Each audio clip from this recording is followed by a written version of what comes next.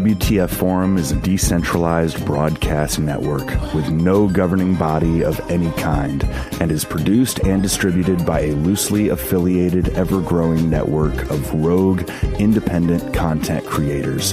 This forum does not, will not, and shall not have any one location, RSS feed, platform, or channel, but shall be shared and multiplied as nature dictates.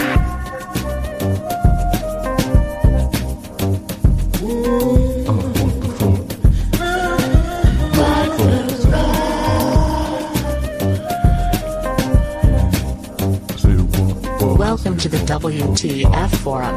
The hosts do not give financial, legal, medical, or any kind of advice.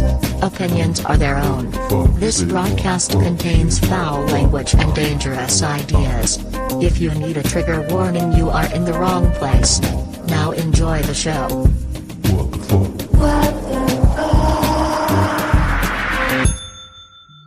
What the fuck's going on, everybody? Welcome to another WTF Forum. Perhaps I should say welcome back. As you may know, we've been kind of irregular as of late, but I think I've got a pretty fun topic in mind. At least it'll be fun for us. It might prove slightly offensive to some, though. But we're gonna try to be as sensitive as possible and produce something of a good point. But in the meantime, I am Mike the Polymath, Easy Peasy Podcast, and I will pass it over to my good friend, Drew Misson. G'day, guys. It's great to be back. It's been a long time between drinks, and I'm excited about today's topic. It's very interesting for the non-American in the room. It's always a topic that I found super interesting considering the history of your country. I'm from a podcast called You're Missing the Point, and I'll pass it over to Bear. Hey, good to see you guys. Right off the bat, I just want to say I have a black friend, and I voted for Kanye, and I listened to Candace Owens. Well said, brother. Well said. You know, before we get going, I would like to just open it up. I'd like to get sort of an update from the both of you, but in particular, Drew. He's had some big news since I believe the last time he was on the forum. Do you care to share that with the audience? Yeah, sure, mate. We're expecting our first baby over here. So 22nd of June, we're expecting little Bubba Misson. Hopefully another ginger amongst the ranks of the world. And yeah. But congratulations, man. Thank you. That's awesome. Super cool. You're doing your part, keeping the human race going, man. And it's always a relief to know that you're not shooting blanks, right? That's it. That's too cool, man.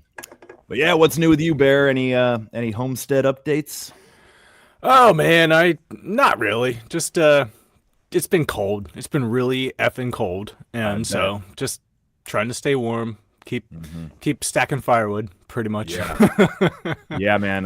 It's been cold enough down here. I figure it's probably significantly colder where you are. I heard. I don't know how close you are to like Erie, but I've got I've got a friend that his family lives up in Erie, and they got like 4 feet of snow maybe a month and a half ago. And yeah, they get that lake effect probably. I'm in Eastern, so I don't get so much of that. We got a whole 5 inches the other day, but like most of it's still there because even though it was a week ago when we got it, it's like it hasn't melted much because everything's been like I wake up in the morning and it's like -1 degrees, you know. Brutal, man. Brutal. We've been catching kind of the lower, like the heat. There's been kind of a, whatever you want to call it, a little heat pocket that's been moving through our area. So it's been like a balmy 35. Nice. Yeah, well, that actually just hit us. So today was absolutely beautiful. Finally, It's above freezing, and finally, it's just like it's okay to go outside without like 3 layers on. Totally. I can finally, walk the dog for more than 5 minutes before his paws start. He starts kind of hopping like it, in pain because it's so damn cold out. I should probably get him those booties, those little dog booties, but I don't think he'd tolerate them, dude. I think he'd My dog loves the cold and the snow, but she struggles with she gets salt stuck up between her toes and starts limping, and then I'm like all scared that she hurt herself or something. And it's a whole thing. Well, I suppose we might as well hop into it if there's no other updates or housekeeping items. we've kind of hinted that we're going to discuss. I mean, you know, I've got at least one black friend as well. I would say maybe two, although it's been a while since I've talked to the other one. But that's neither here nor there. But today we are going to talk about a certain phenomenon that I only just recently became aware of, and that is the mysterious ceiling bird. And I assume both of you know what that is. Not off the bat. No, I'm not sure what you're talking about. Do you The not? ceiling bird? You've not heard The of this ceiling one? bird. You'll often hear it. It's really big amongst the online gaming communities and Yes. streamers and I'm things. not one of You'll hear- those. You'll hear a chirping in the background of African American people. Oh. Now The you know chirp. where we're Okay, going. yeah. Yes, I gotcha. And we're Okay, actually the we're, ceiling bird. I understand now. we're starting exactly where Drew just alluded to, with an online gamer's perspective. So here we go. It's safe to say I've heard all kinds of sounds through my headset, but one in particular is annoying and troublesome. No, it's not the siren song of a single mom yelling at her child that it's past his bedtime. The sound I'm talking about is best described as a chirp, no doubt emanating from a smoke detector, desperately signaling for a change of batteries. It pops up at regular intervals, cutting through voice communication. Oftentimes, not even the loudest sound, but the most problematic nonetheless. My initial hypothesis was that the individual with the smoke detector chirp is simply lazy. Hence, the chirp of laziness was coined. They always swear up and down that they can't hear it. The term ear blindness has been brought up as they've grown to tune it out. But even more worrisome, it turns out that the individual with the chirp of laziness is more often than not black. Now, I brought this up on Reddit, and this post has been getting a lot of replies because it seems to be the only search result on Google for this subject. No one is willing to broach, can black people hear the chirp of the low batteries in the smoke detector? Scientists are not willing to touch the subject because of the racial implications. But you will notice during the lockdown, if a black guest was on a show coming in via Zoom meeting, there was a chirp of laziness. I've seen this done with Lennox Lewis on a podcast. You can have mayors, elected officials of various cities across the country calling in for a Zoom meeting on live television and hearing that chirp.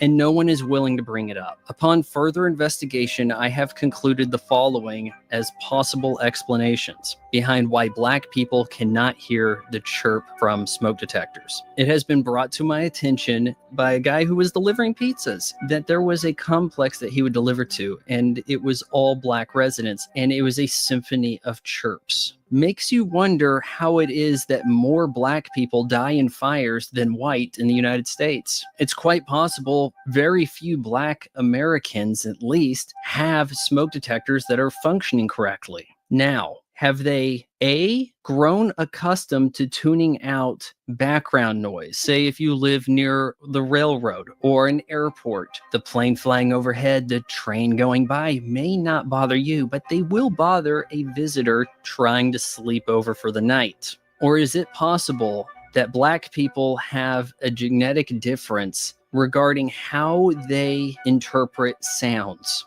I am actually more inclined to believe this if we take into account the music black people listen to.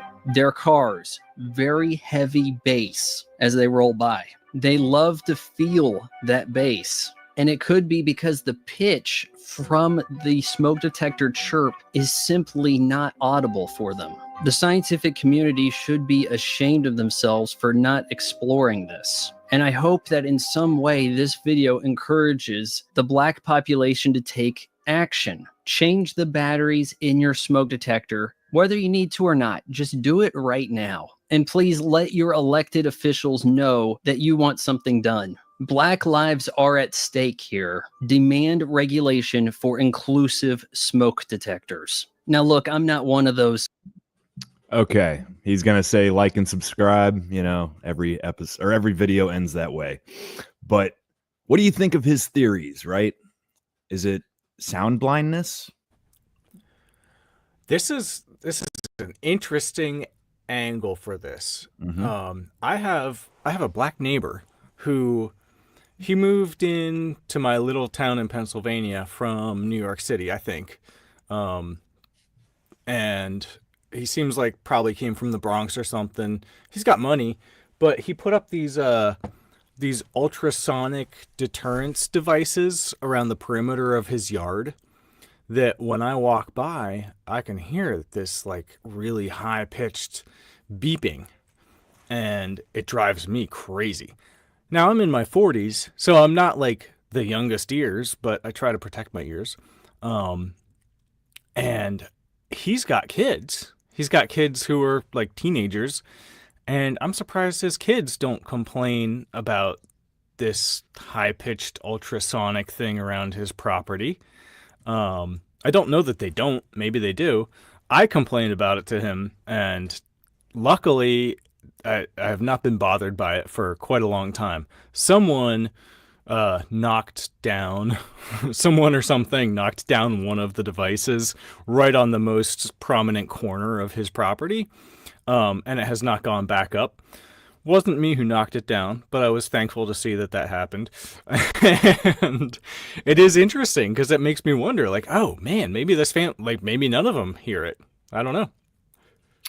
Well, Drew just threw something pretty interesting into the private chat. Why don't you explain this to us, Drew? You found an actual scientific paper that. Yeah, so I found a paper from NIH, so your National Institute of Health. Take And that with a grain of salt. Yeah, exactly. Institute research on hearing across races and ethnicities. So it is called Association of Skin Color, Race, Ethnicity, and Hearing Loss Amongst Adults in the United States.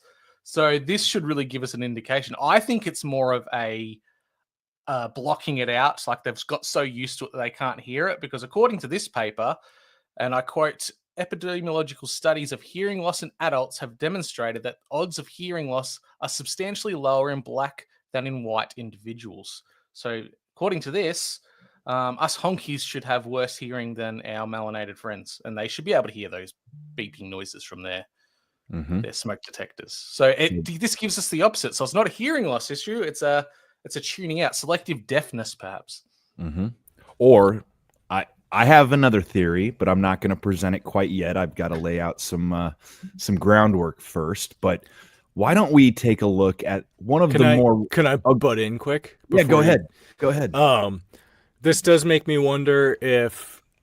So my dog has better hearing than me, I assume. She doesn't seem to be bothered by the ultrasonic noise deterrence, which is actually the whole goal of the ultrasonic noise deterrence, is to keep the dogs from like shitting in his yard. But my dog doesn't care. I care. I've had a client that I think probably my dog is constantly assaulted by frequencies that are horrible to her, and like I'm sure our Wi-Fi probably and everything else, like there's probably all kinds of stuff that she hears all the time that drives her crazy, and so she just like gets used to it.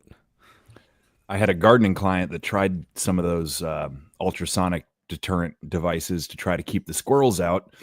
And I knew at the time, I'm like, I give it a 1% chance of success. As you all know, squirrels are my mortal enemy. And from what I can gather, there's simply no way to get rid of them except all out murder spree, you know? But that's not exactly an option for most of my clients. But I pulled up here, a very reputable source known as Urban Dictionary, and it gives us a definition and a few possible theories for how this phenomenon occurs. So the definition of a ceiling bird, it's a noun, a consistently chirping, hence why they are birds, smoke detector, which is usually mounted on the ceiling, perhaps unbeknownst to its owner, that it is indeed in need of a new battery. These entities appear to be found vastly disproportionately in the dwelling places of those of African descent, for reasons researchers are still trying to discover. Possible theories include: A, the people in question are simply too lazy to do the few minutes of work to get up a stepladder and change the battery. B, they are not forward thinking enough to keep extra 9-volt batteries in storage. Therefore, a trip to the store is required. The ceiling bird keeper is subsequently either too lazy to go to the store or too cheap to want to pay for the new battery. And C, the chirping / beeping is simply drowned out by the cacophony of other sounds, loud / poorly behaved children, loud music, TV, constant yelling, etc. Thus, the owner is unaware of the problem in the first place or has learned to just tune out the chirping. Now, obviously, this is written intentionally, in a provocative way to be offensive. Again, I don't necessarily ascribe to any of those theories. Yeah, mine's loud enough that it's not getting drowned out by anything. I mean, that's the thing. The whole point of that noise is to be piercing and almost unignorable, right? But apparently it can be ignored. I have a theory, but I don't want to give it away just yet. I think this goes deep into the culture of Black folk, or at least a subset of that culture. Is it uniquely African American, or is Africans in general? I believe African American, but I can't say for sure. So why don't I give you a little... I really wish we had a black person on here to... I know, I thought about it. To chirp in. Nice. I thought about trying to invite, one of my two friends. No, I'm kidding. There's more than that. But I didn't know exactly how they might take it. You know what I'm saying? But I will say every single clip that I'm going to present from here forward is from the perspective of Black folks. That previous clip clearly was probably a white kid, and he's just as baffled as the rest of us.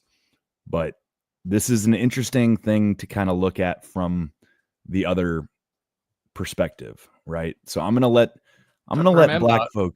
Race is just a social construct, so it's fine. We can just identify, and it's perfectly legal. Totally right. There's no reason why, at least on any university campus, there's no reason why a pattern like this should be, concerning to anybody. It's clearly just, I don't know, coincidence, right? But here you go. First of all, you're definitely a single woman because you got the single woman tell. That damn smoke detector. Mm-hmm. How do you live with that? She's totally clueless. She's like, I'm definitely a single modern woman with my smoke detector going off. Just watch this. This lady is so clueless to this thing chirping in the background. It's just background noise to her. There's something about them that allows their minds to block it out. And I can get no understanding of it. Does anybody have a thought about this? Does anybody have a hypothesis? Let us know down in the comments. The way that I've been living with just being a single woman is... No. Specifically, the smoke detector that keeps chirping. How do you live with that? Can you just elaborate more on what do you mean by the smoke detector? It keeps going beep. Like red flags? That smoke detector that's beeping in the back. Clueless. She doesn't get that he's talking about the literal smoke detector. Does she not know there's a smoke detector in her home? How could she not hear the chirping? Background. There's a smoke detector. It beeps every 30 seconds and it goes beep. I don't hear anything beeping. Did you just hear it again? Because I don't hear anything. Wait for it. It's coming. Told you guys they don't hear it after a while. There it goes. There it was. First of all, she's still clueless. Still didn't hear it. Still has no idea what's going on. Just proof positive of why women even just need leadership in adulting. But let's see it again here. Well, my name is Tamara. That's my real name. I'm from Chicago, south side of Chicago. So if anybody's from Chicago, yeah. So I like to talk. I'm cool. I'm single. Thinks nothing of it. Went right overhead like it didn't even happen. So for marriage or anything? Okay, so serious. Please do a smoke detector. Okay, so All right, I paused it right at the right time there. We got our last little chirp in. But it's hilarious, man. I'm not bringing this to the forum to like make fun, but it is hilarious. It's baffling. All right, and there so has to be, whoever was narrating the video said women. it seems to be commonly associated more with black women than black men, but I'm not sure that's, true all the time. It's not something I knew, but I don't know. Well, this seems to be the assertion of black men, and Right. I guess I'll kind of take their word for it that it's more of a female issue. At least the individuals who are talking about it. Right. Well, let's carry on a little bit. This this gets to a funny point here. There's a guy that makes his case. And so this next guy, he kind of makes a good point to that issue. So let's check out what he's talking about.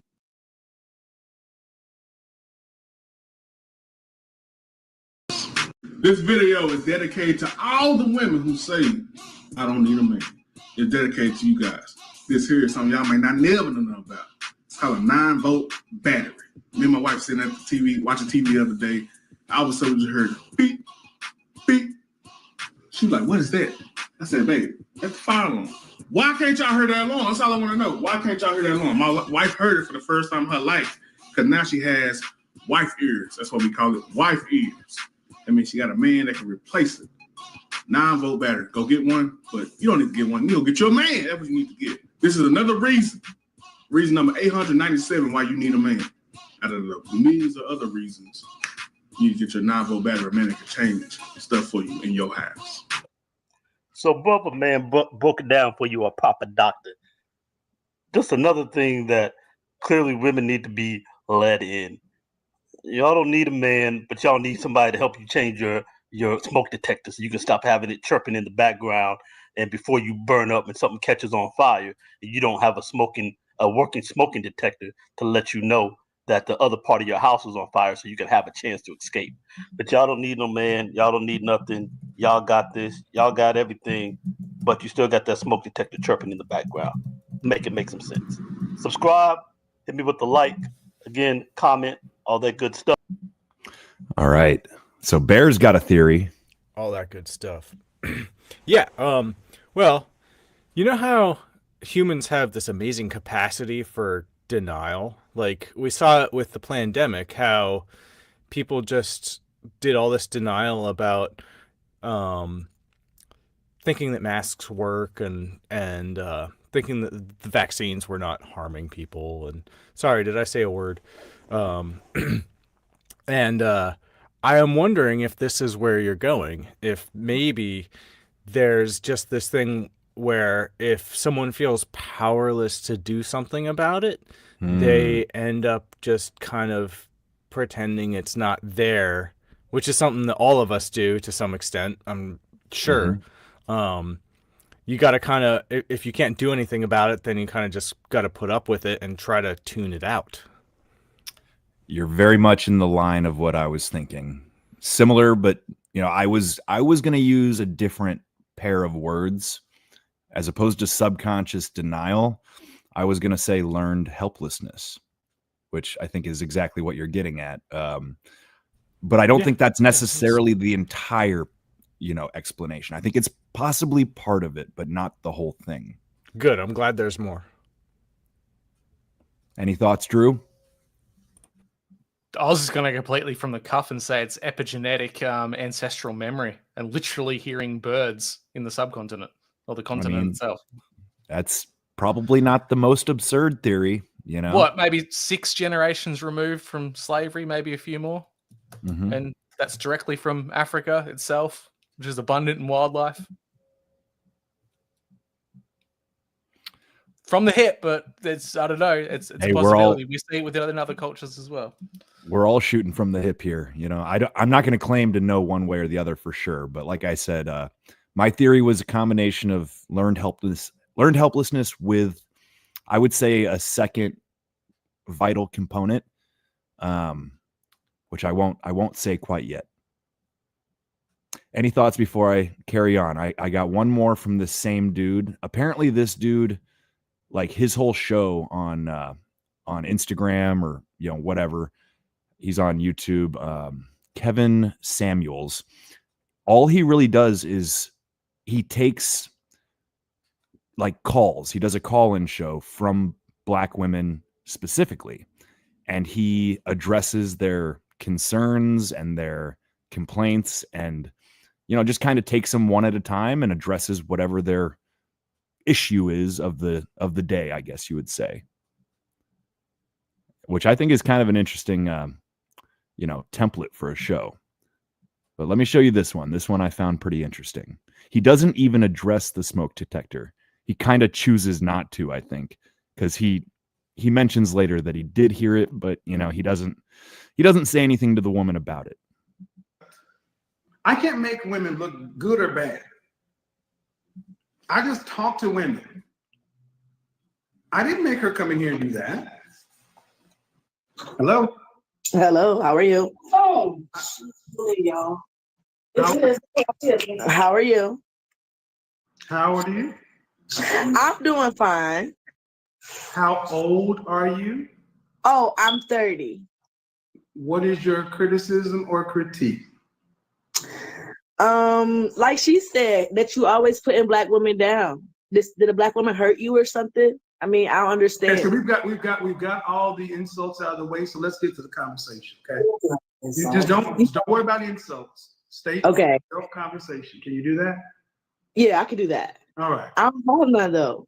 Well, but we don't do that. See, I've already addressed all your insults that you could have.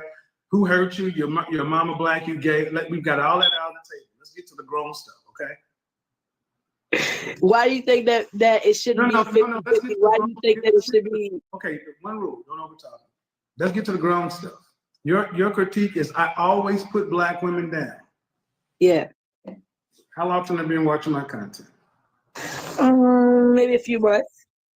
So you have not seen any videos to where I say anything nice about Black women? No. How many times do you watch my videos a week? Well, see, the first time I ever watched it, you was putting a Black woman down. So to me, right there, that automatically that ruined it. Ma'am, that's what you watch. Is not my responsibility. Congratulations, ma'am, with that big old rock on your hand. Thank you. Yeah. Okay. She said, hold on, hold it up again. Hold it up again. Hold on. Yeah. Bam. God damn, she got the infinity stone up on that piece. Congratulations. That's very good. Thank you very much. All right, I'm going to pause there for a moment because the audio gets choppy. He's basically holding up his phone, showing her that, this particular moment where he's congratulating a Black woman on getting engaged or getting married. I don't know which, but kind of trying to make the point, he's not trying to put anybody down. He's addressing each person as they come to him. And the whole time you keep hearing that little chirp. 5 times. Yeah. 5 times and I'm already over it. I know. It sucks. Luckily, we won't hear it again for some time after this clip. Let's just finish this one up real quick. He could do a similar thing. Changed a lot, my sister changed a lot, and okay. Another marriage. You have to say to that. It's on the very Instagram platform you're on right now. A Black woman saying what? I'm going to call on Kevin's show and I'm going to tell him that because of you, I was able to snatch the ring. Where's your husband? Where's your husband? You said my husband? Mm-hmm. No. Mm-hmm. I don't. So, okay. I'm just asking. I don't know if you're married or single. I didn't answer that question. No, I'm thinking. Okay, so I want to know if you've been watching me for a couple of months, and that happened this year. Okay. How you can tend to overlook that, and it's all over my platform. Because when you go live, that's not what you're talking about, though. When you go live, you're not talking about that, Kevin. When you go live, what do you have to say about that? What do you have? I mean, that's outstanding. That's good for now, but that's not what you're always talking about. You as a black man should be on a black woman's team. I talk about what women come up to talk about. Do I see? This is the problem. You ladies want to have a narrative. When I show you something that counteracts it, you don't even say, you know what? Maybe I was wrong. Do you think maybe you could be wrong? Just a little bit. Just a little bit. No, you're wrong. Just a little bit. Maybe just a little bit. I'll give you maybe 10%. Yeah, 10% maybe I could be wrong. But the other 90%, no, because the things that I hear you say that we should automatically be listening to what the black man said. It's not our fault that they took the black man out the house. No, that's not our fault. Is it our place to put him back in the house? Hold on. Yeah. Okay, stop. Who took the black man out of the house? The white man took the black man out of the house. No, he didn't. Not the black man. I mean, not us, but the white man. Excuse me. No, he didn't. Black 75% divorce rate. Divorce is filed at 80% rate by our women. That ain't a white man's name on a divorce decree. All right, I think I'm gonna break what he just said down a little bit because he said it so fast. I believe what he said is in the black community there is a 75% divorce rate, and 80% of those divorces are filed by the woman. I just wanted to, point that out. I also would, I would back her up a little bit.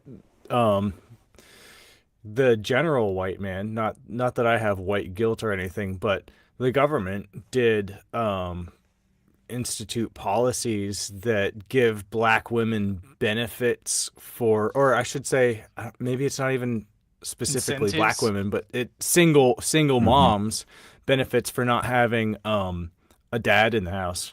You know, True. that's how welfare works. Is if you don't have a leading male figure in the household, then you get benefits. And if you do have a leading male, if you have like a guy making money, then you can't get the benefits. You gotta be single in order to get the benefits. So That's true. I've even talked to someone who was white, who was on disability benefits, right? And he was like, yeah, I gotta make sure not to make over a certain amount so that I still get my disability benefits. So this guy apparently has just like framed his life around not making money so he can get his disability rather than go just make more money than what the disability offers, which is a super winning attitude. You bring up a good point, and I think what this fella is getting at though is that at a certain point it's the decision of the woman, at least to a large extent. When it comes down to it, your own decisions are your own. Mm-hmm. But there are incentives. But there are incentives that are going to sway things. Yeah. Perverse Fido. incentives. Hey, Fido. Welcome. How you doing, girl? Good to see you. You're muted. You're not muted on StreamYard, but somewhere along the way you are. Phantom power? Nope, nothing. I don't know. You might Not unplug hearing and re-plug in your microphone or something. Fido did have some interesting stuff that she was saying in the chat about. Yeah, I'm glad she's here because I want to give her a chance to talk about that. it's sort of a sub topic of what we're discussing, but you know, in a way, I think this whole conversation can be framed, I guess, as like systemic. I don't know about racism, but systemic problems in the Black community that stem from racism. As long as the American government has legislation around race, then it is systemic racism. True. Fido, I think we heard you chime up. Oh, no. Still nothing. Does it all stem back from cultural identity? Because in the grand scheme of the American experience, African Americans, for the most part, came into the history of the United States quite later on. And they make up roughly 14% of the population. They weren't all brought from set areas of Africa. They were brought from Senegal, Gambia, Ghana, Nigeria, Cameroon, Liberia, places that have their own unique, distinctive cultural attributes, and were kind of lumped in all together. So not only do they lose their own ancestral identity, they get thrown into a system at the time which they were forced to assimilate and take on the identity of others that isn't linked to their ancestral roots, and then go through an entire history of, like you mentioned, Bear, the system disenfranchises, for the most part, African American communities by incentivizing like single parent families and incentivizing the ability to be on disability or welfare. It doesn't incentivize African Americans to work hard and try to make something themselves. It makes them reliant on the system, which rolls right into the whole idea of identity politics, of which that community is being used for by both sides of the US political lines for decades now. And it goes so far as that the USSR actively used propaganda campaigns on African American communities during the Cold War to try and flip them into communist ideals against the American government. And this is how it evolved into this lack of identity, the not knowing who they are and where they fit within the American experience, that you get into the situation of this extreme African American culture of Kangs, where they identify with every single culture, every race, every historical context, but their own history and ancestry. And is this just a byproduct of that, the ability to remove themselves from the reality around them, aka a smoke detector going off, because they've been so disenfranchised and reliant on the system, they can't stand on their own 2 feet. That sounds pretty harsh, but it seems like it's a long-winded story that's began a long time ago. Drew, you're absolutely... Sorry, I was just going to say he's totally foreshadowing kind of where I want to go with it. I just want to point that out. Drew, you're right there, bub. Go ahead, Bear. You again. Yeah, like even during the civil rights movement, I think it was Lyndon Johnson who was like, "Hey, MLK, like this whole thing, give them what they want, just make sure we can control it. As long as we control them, that's what matters." It's not so like, yeah, the government adapted to what was socially acceptable, and yet in a way that they could still control it. Fido, can we hear you? Can you hear me now? We can. There you are. How you doing? It's been a while. Right. It has been. It's been too long, in fact. So I had to remedy that. But when you brought up the topic of that you were planning on bringing up, it was actually kind of serendipitous because I was cleaning out my email and I came across. I've been trying to unsubscribe from a lot of like recurring emails, newsletter type things, and one of them was the New England Journal of Medicine Catalyst newsletter that I get because I had joined like one of their webinars or something, and I hadn't looked at a single newsletter they've sent in probably over a year, and I was like, why do I keep this in my, coming in? I just need to get rid of it. And I clicked on one just to see if it was anything I was interested in. And they were talking about systemic racism in medicine. And I was skimming through the topics that they were going to cover. And they were talking about.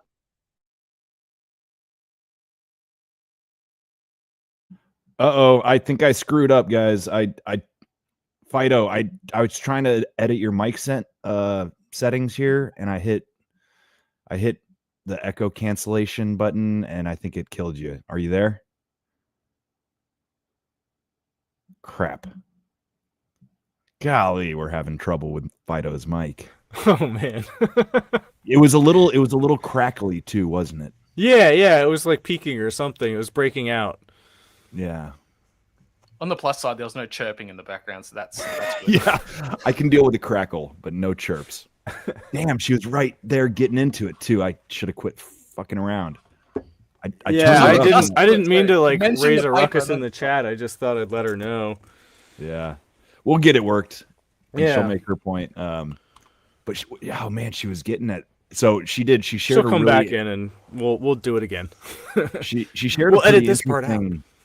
She shared a pretty interesting like medical journal article in the chat. So I'm excited to hear her kind of break that down for us as a sort of separate but similar example of what you'd call systemic racism, like she was saying in the medical field. I think I think in the post BLM kind of hangover, there was a sort of instinctive or like rash push to say, fuck that, like systemic racism is not a thing. Like, we all live in the land of the free, we all have opportunity, there's no such thing as fight or as systemic racism, but there is. It's just not maybe in the form that people want to assume. It's not necessarily the cops all the time. There's other things. It's so long entrenched that there's no way to just like change some legislation and get rid of it. Yeah, it's just part of our culture, really. Now, changing legislation to not be focused around race would be awesome. Right now, we have a lot of the opposite to like try to overcorrect for it, pretty much. And that does seem to be correcting currently. Be interested to hear Drew's take on that, because Drew, you've had a very outside and less euphoric perspective on the new American president and everything, but yeah, I've seen some great self-correction so far. Yeah, it's a strange little place to watch America and its current movement and how it's going forward, because we've got this whole idea that it's self-correcting, like you mentioned, but at the same time we've got people putting personalities on a pedestal and almost deifying them in a sense, when all they're doing is the norm that was the 1980s and 1990s in a lot of ways. Like, we're hoisting these people up on our shoulders as being these miraculous changes of the status quo, when it's just the normal thing.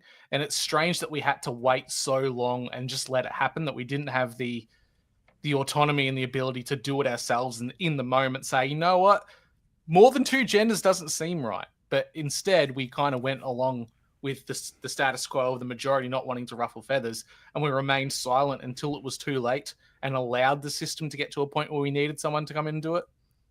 That's the oddest thing that I've been noticing with the American change in politics and the new direction it's going back to the norm. We've been in the abnorm for so long. Going back to the normal seems like some kind of heroic feat when it's just the norm. It's a strange thing to watch. And right, yeah. Well, and it might overcorrect too. True. But yeah, I feel like, I guess just one man can't stop a whole river or a whole tide, and having enough people to stand against it to actually like at least slow it down or maybe stop and reverse a bad trend is pretty powerful. I don't know if it's actually going in reverse, because like you said, yeah, there's some things that were very normal 20 years ago that are just, conservatives accept them, and it's like, what are conservatives conserving kind of thing. But at least there's some encouragement. And yeah, I don't know. This doesn't really have to do with our main subject. So now that Fido's back, let's go back. Is everything to that. okay now? You can hear me? You sound good. Perfect. Yeah. My phone decided it needed a reset. So cool. Well, that did the trick. Yeah, perfect. So you were beginning to explain systemic racism in the medical field. Right. Okay. So, you know, I work in a doctor's office, so we see all kinds of patients, and you know, there's a blood test called a complete metabolic panel, and this checks your kidney function, your electrolytes, a little bit of your liver function, and usually there's two entries for something called the GFR, estimated GFR, and this checks how your kidneys filter your, and on the test result, when you get the test result, there's a second entry below EGFR, and it's specifically for people who are African American, and that number is always different than the regular EGFR. And so I asked the physician that I work with one time, I said, because I had actually heard conversation like on TV and on the news and stuff talking about systemic racism in medicine. And I got to thinking about it, and I said, that's really the EGFR is really the only place where I've actually really seen it. So I asked him, and I said, why do we have a separate number for Black people than we do for non-Black people? And this man has been practicing medicine for almost as long as I've been alive, and he didn't have an answer. Did you say that that's specifically for kidney function? Yes. Okay. I asked The him, I said, numbers why are do we different. why do we have a different number for Black people, one number for Black people and a different number for non-Black people? And he said he didn't know. He said he's just always been taught that when he was in medical school, and even after all of his continuing education and everything. Everything's always been about having those two separated, and that's the only time, like on an actual test, that I can tell you where there is a difference. It matters. So when someone tells me that someone's GFR is high, I have to ask, are they Black or are they white? Because the numbers matter, and it determines your course of treatment, whether you're actually going to treat that or you're going to let it slide and see if it corrects on its own. And so, yeah, I've looked around. I've tried to find literature on why we have two different GFR readings, and I can never find one. So I don't know if I was looking in the wrong place. I don't know, but no, and I've looked for conversations around that, and I've never been able to find anybody that could explain to me why there's two different ones. That's a medical reason, not a race-based reason. So that's, and then and I know people will say, well, there's plenty of other instances of racism in medicine. I was like, well, I'm not going to disagree, but most of the cases that I've seen where Black people have been mistreated, just about anybody would have been mistreated, because you have people that have their little fiefdoms of power in medicine, and they wield that place with the iron rod, and you're going to get treated that way whether you're Black, white, purple. I imagine there'd be a good argument for like the quality of care differing pretty widely based on sort of where you live, right? If you're in the inner city, the quality of care is not going to be as good as it, if you're in the suburbs, right? So that by itself is it's a systemic problem, even if it's not like intentional, right? Right. Yes, I agree. However, there's some caveats here. Based off what I've seen, it's kind of pretty much it differs from hospital to hospital. So, for instance, because we have coordination with hospitals to the south of us and to our west, big hospitals, or bigger than what we have in town. And we get patients that are discharged from there, and they're sent home, or they're sent to one of the nursing homes in our area. And there will be stuff done medication wise that just makes zero sense. The hospitals don't really reconcile the medication list. They don't verify that the medications are correct before they send them out. They're not even required to list why they're taking the medication. So like in a doctor's office, we have to have a reason. In order for us to order a medication, we have to have a diagnosis to support that patient taking a medication. In the hospital, they don't. And I never understood that. Even with the off-label uses that are allowed on certain medications, there's really no reason why the hospitals would not have to list why a patient's taking a medication, because half the time the patients don't even know why they're taking the medication. So I'm curious how this works with painkillers, because a lot of the time these medications are painkillers, right? And I've also heard things about Black people being not able to get necessary painkillers because of the whole crackhead opiate profiling. Yeah. Or there's like the mentality that they have a higher pain tolerance than other quote unquote race groups. Pain is something that is really interesting, because I've known some people who have next to no pain tolerance whatsoever. And some people, you would think they would be doubled over in pain, and they're just sitting there looking at you like, "Is this it? I mean, I'm hurting, but this isn't that bad." I saw a white dude who broke his femur. I was on a search and rescue op when I worked for the Park Service. Dude fell over, broke his fucking femur, and acted like it was no big deal. Basically just said, like, I can't put any weight on it. And we didn't find out till later after he went to the clinic. They like wrote a thank you note to the search and rescue squad after it was all said and done and sent a copy of his freaking x-rays. And we were all astonished. We assumed he, maybe dislocated his knee or something, but and a lot of that could be due to adrenaline too. True. Adrenaline. When you get that shock, that surge of adrenaline after an accident where something breaks, your body automatically responds, and so he may not have been in any pain. His wife said though he had surgeries and like never took the pain meds they gave him. Like he just had an absurd tolerance, or just a strong constitution. Really, he just handled it or whatever. Which is really dangerous.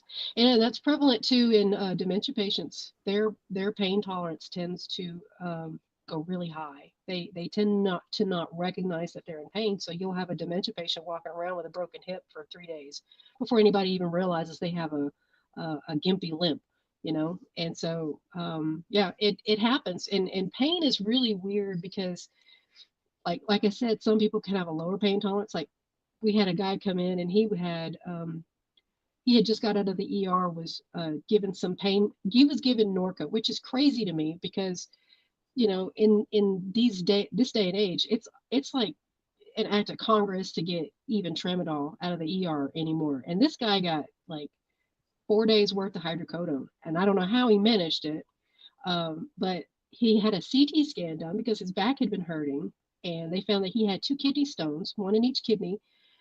And however, they were really, really tiny, like the size of a pinhead. They weren't even obstructing the ureters to like cause pain or anything.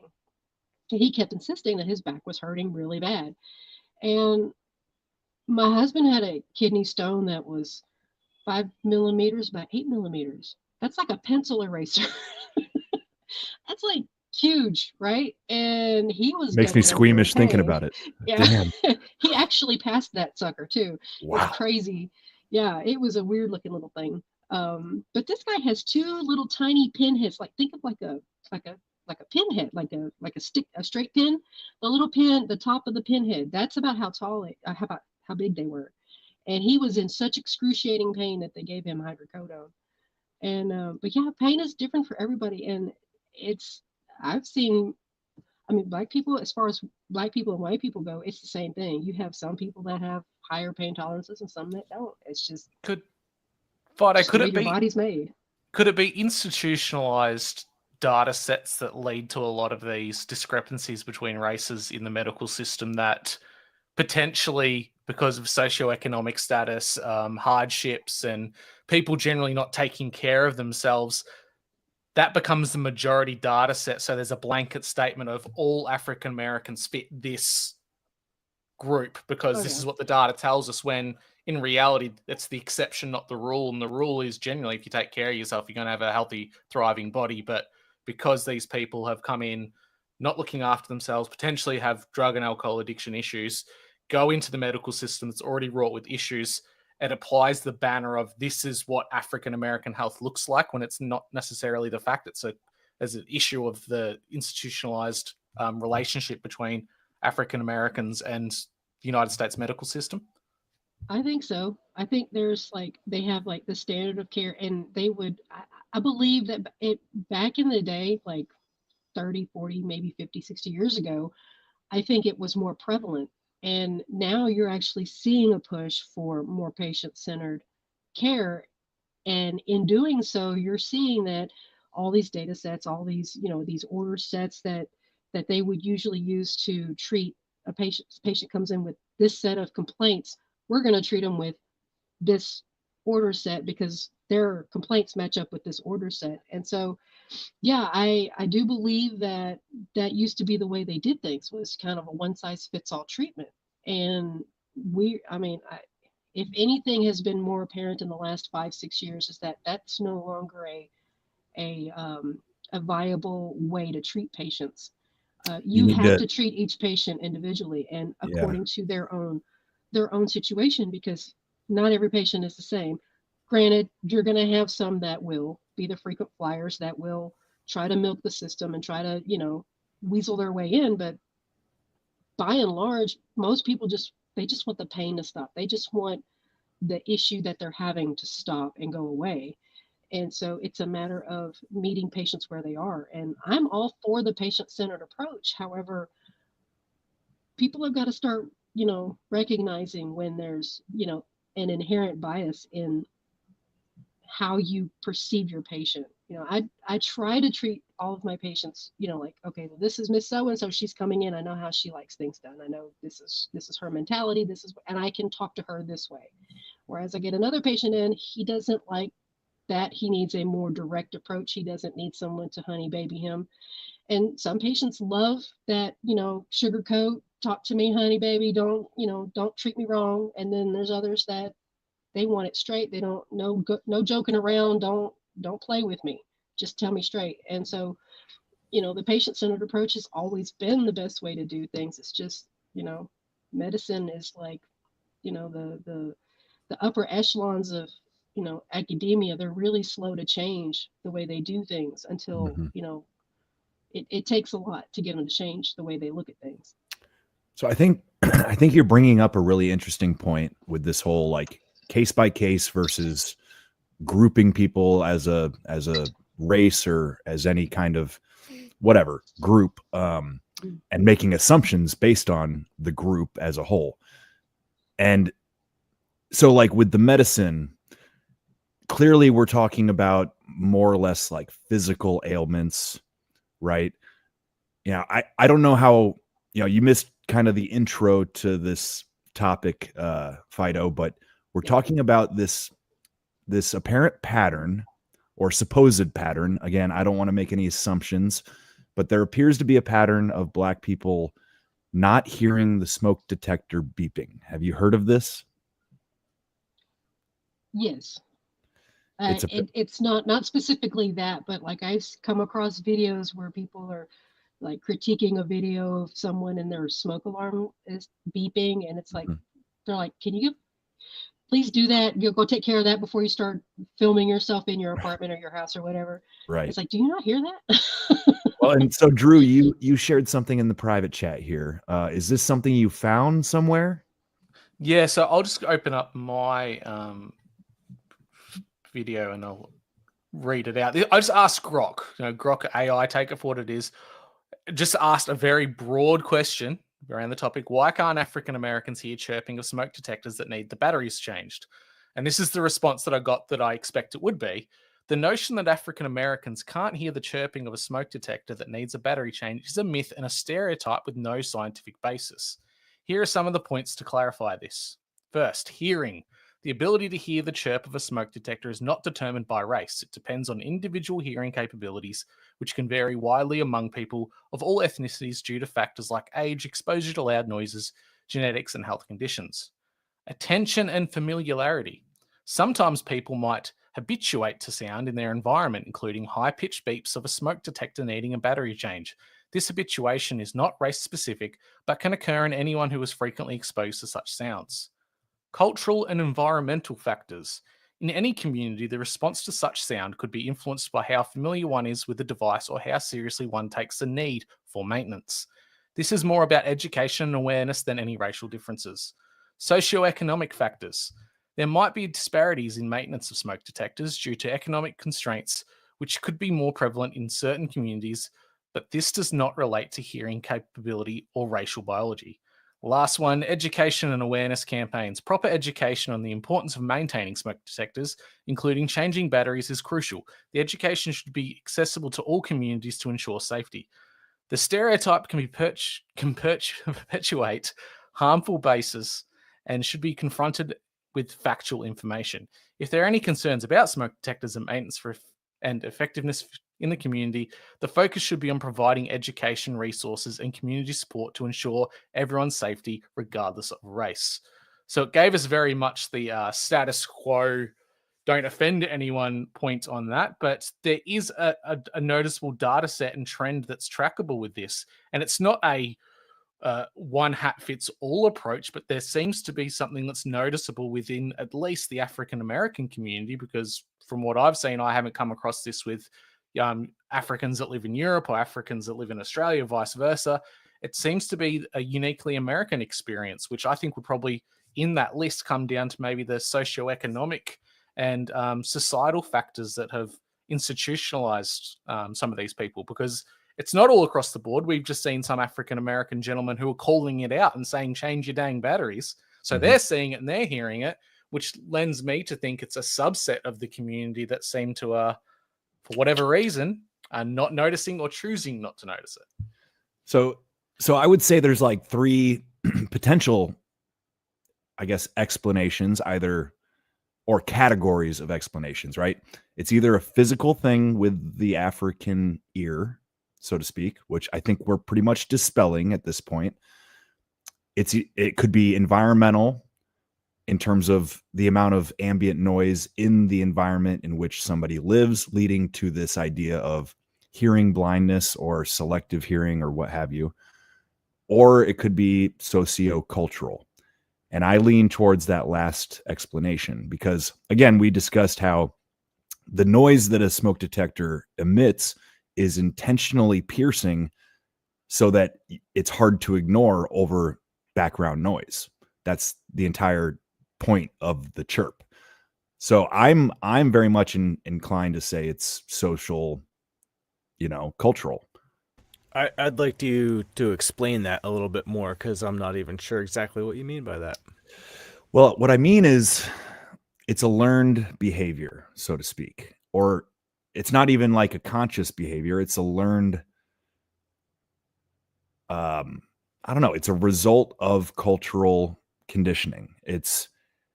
I'm no behavioral psychologist, but I believe this is sort of the way to explain it is with sort of behavioral psychology, which is why I, was alluding to the fact I think that learned helplessness is part of it. Sort of this, this feeling that the environment around me is out of my control in general. Okay. And the other part, which I think is what differentiates who does and doesn't hear the chirp, even if they're in the same environment. And it's going to sound bad to say out loud, but I believe the second main factor is narcissism. And that might be an offensive thing to say, but I'm going to make the case because there seems to be a certain, it's not all black people. It's a certain, type of black person that this seems to be a recurring issue with. And this woman that we were just listening to before, I think is a prime example of the type. Again, this is going to sound super offensive to certain people, but I'm trying to go about it in a way that's, I don't want to be offensive. I'm just trying to get to the bottom of it. I'm genuinely curious, Well, painting with a very broad brush, the three examples that we saw in that gentleman's podcast or show in which he interviews people, they've all been, objectively, this is just what we've seen, single mothers or single women, low socioeconomic, education's probably not the highest. They're probably from very urban areas, not rural. And it seems as if they're people that have got, like you said, a level of self-victimhood to the point where they're almost using that and wearing it as a badge of honor. And when you do that to yourself and you self-victimize, you actually give away a lot of your autonomy and a lot of your self-control. And when you outsource your self-control and your autonomy, there's only one thing that can solve that, and that's the state. That's the institutionalization of communities. And I think that's what we're seeing. So Fido, just to get you kind of caught up on the vibe here, I'm gonna play out the rest of this and we'll come on back. No. Okay, again, Fido, to catch you up, what he just made a case for, she's saying, it wasn't our fault the black man was taken out of the household.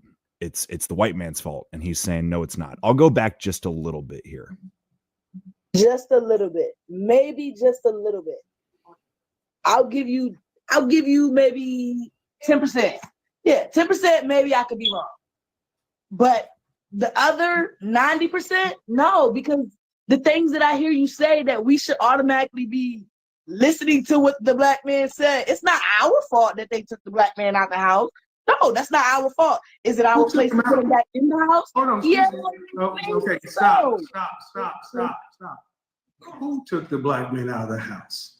The white man took the black man out of the house. No, he didn't. Not the black man. I mean, not us, but the white man. Excuse me. No, he didn't.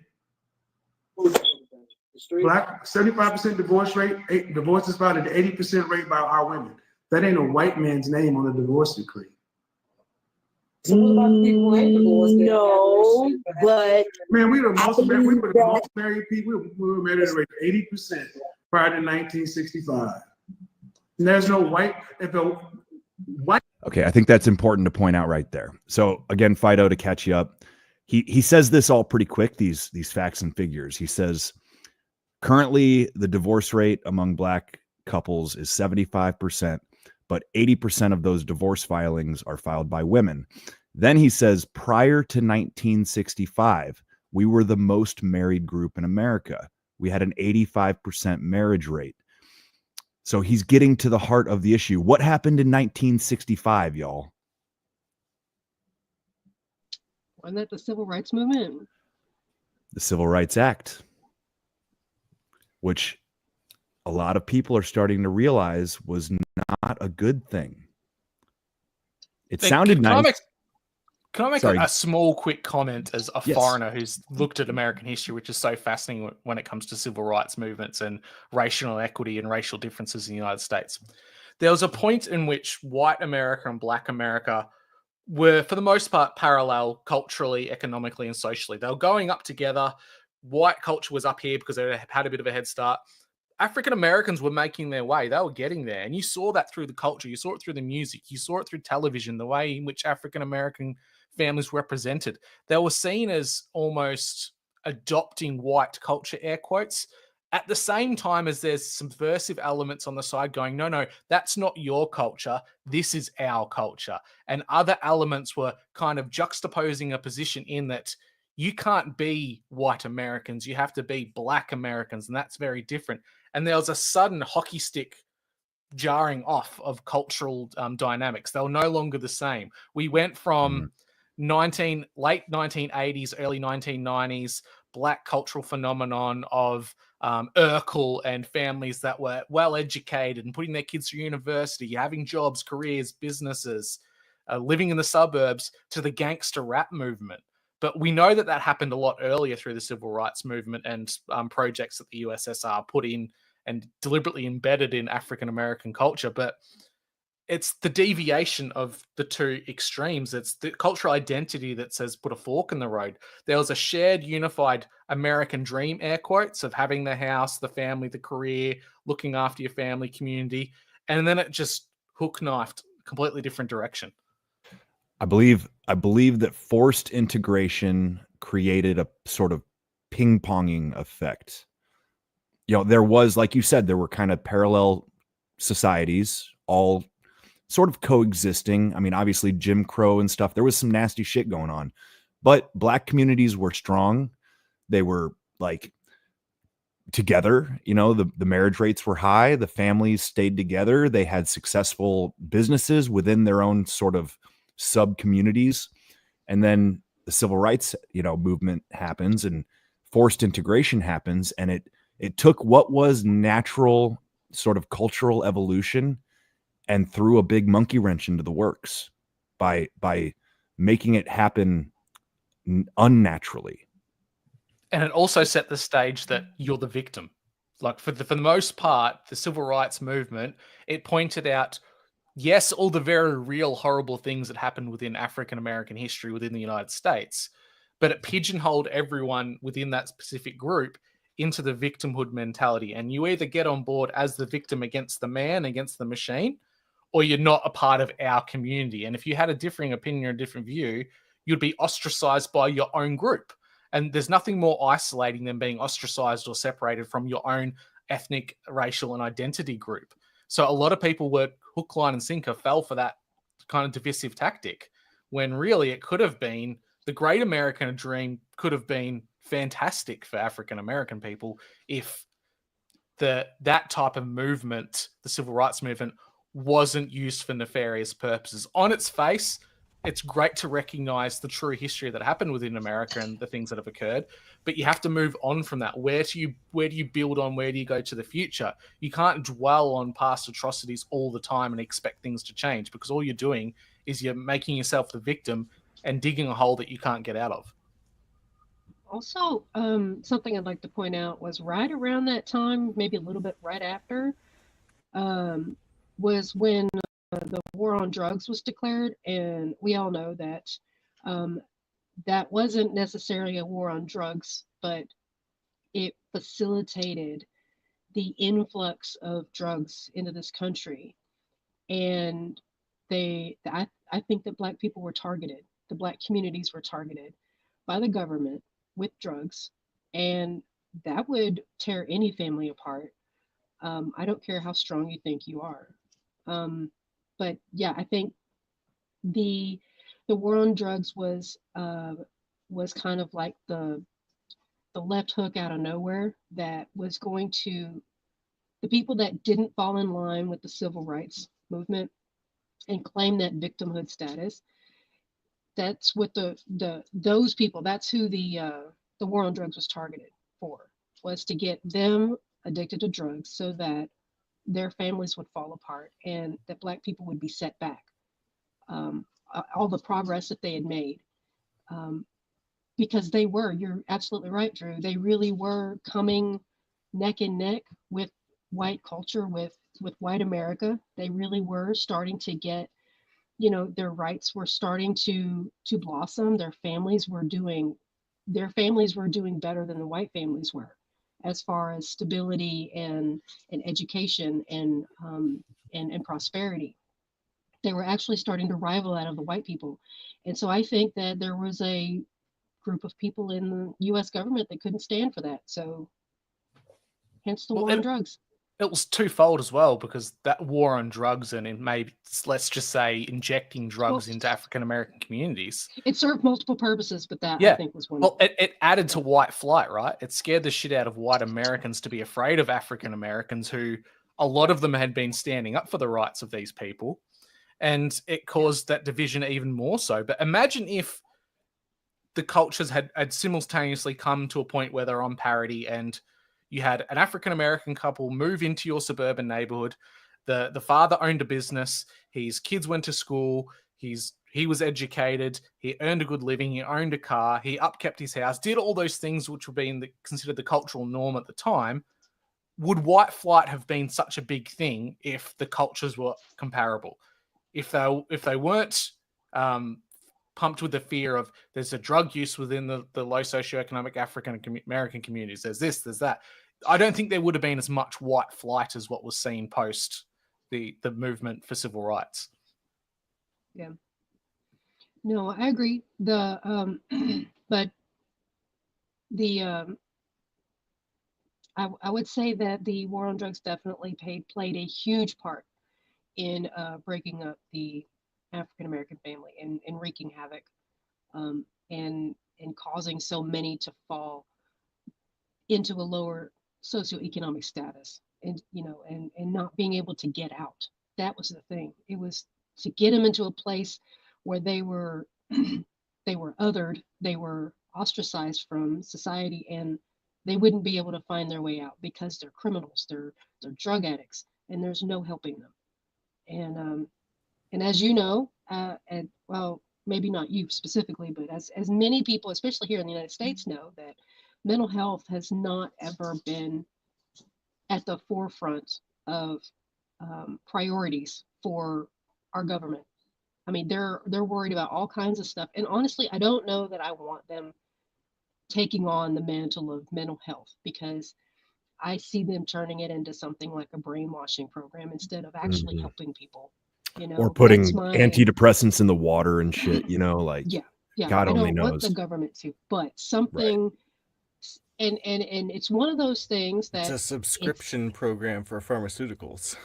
They turn it into that for sure. Lord knows we've got plenty of people on psych meds at the clinic. But my concern is that if you try to get any kind of government organization involved in mental health, they're just going to ramrod it through, and it's going to end up being a one size fits all. And mental health is absolutely 100% a patient specific treatment. You cannot apply what works for one person to every patient that comes through your doors, because every situation is different and there's a different set of circumstances that causes that mental health. Now you have similar situations between certain patients, but it's always going to be patient specific when it comes to mental health. And Yeah. We have our county judge to thank that, he basically ran the only mental health organization out of our county. So now we have nothing, and everybody has to go to the next county over to get any kind of mental health assistance, any kind of thing. We still have psychologists, we have counselors and stuff like that around here, but people with like the really serious issues, they can't get any help around here. I started writing another story. I think it's going to be a short story, but the basic premise is that, democracy is quote unquote perfected by removing all representation and having direct voting from the home, which is not per se required. But in order to get your rations from the government, you have to participate in the vote on a daily basis. Public referendums every morning. Your votes must be submitted by 8 a.m. or you don't get your daily ration.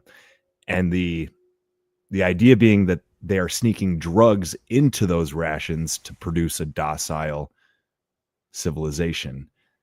And I think, you're kind of hitting on that. You put the government in charge of our mental health or even just our physical health, and it opens up the can of worms for manipulation of the masses, And I think the drug war was that kind of thing, even if it wasn't, the way I describe it in this hypothetical story. But really interesting stuff, guys. Any thoughts before I finish this clip out?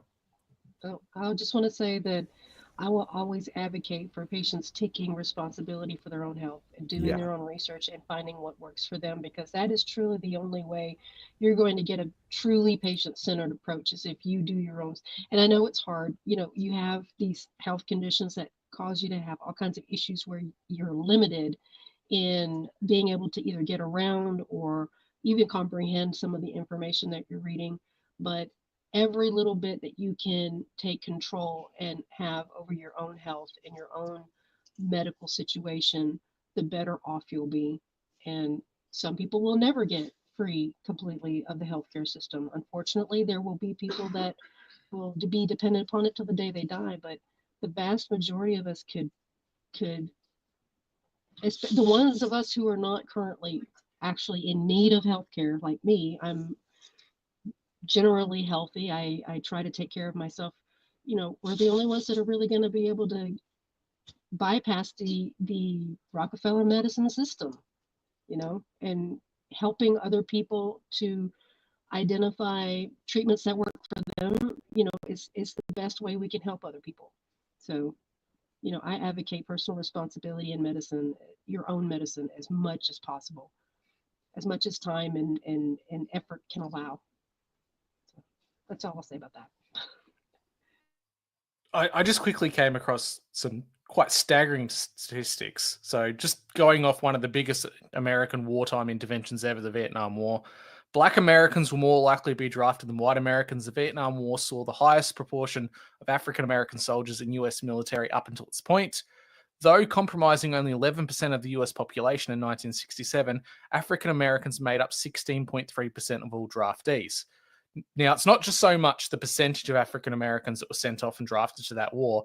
It's the percentage-wise of population compared to 1967 to now. 1967, 11% of the American population was made up of African Americans. As of 2023, that only is 13.7%. So whatever has happened within African American communities from 1967 up until now, you haven't seen a very big growth in population. whatever's been going on has actually been holding that community back. Well, and I imagine, Drew, that figure is probably a result of the college exception. If you were a college student, you didn't get drafted, I believe.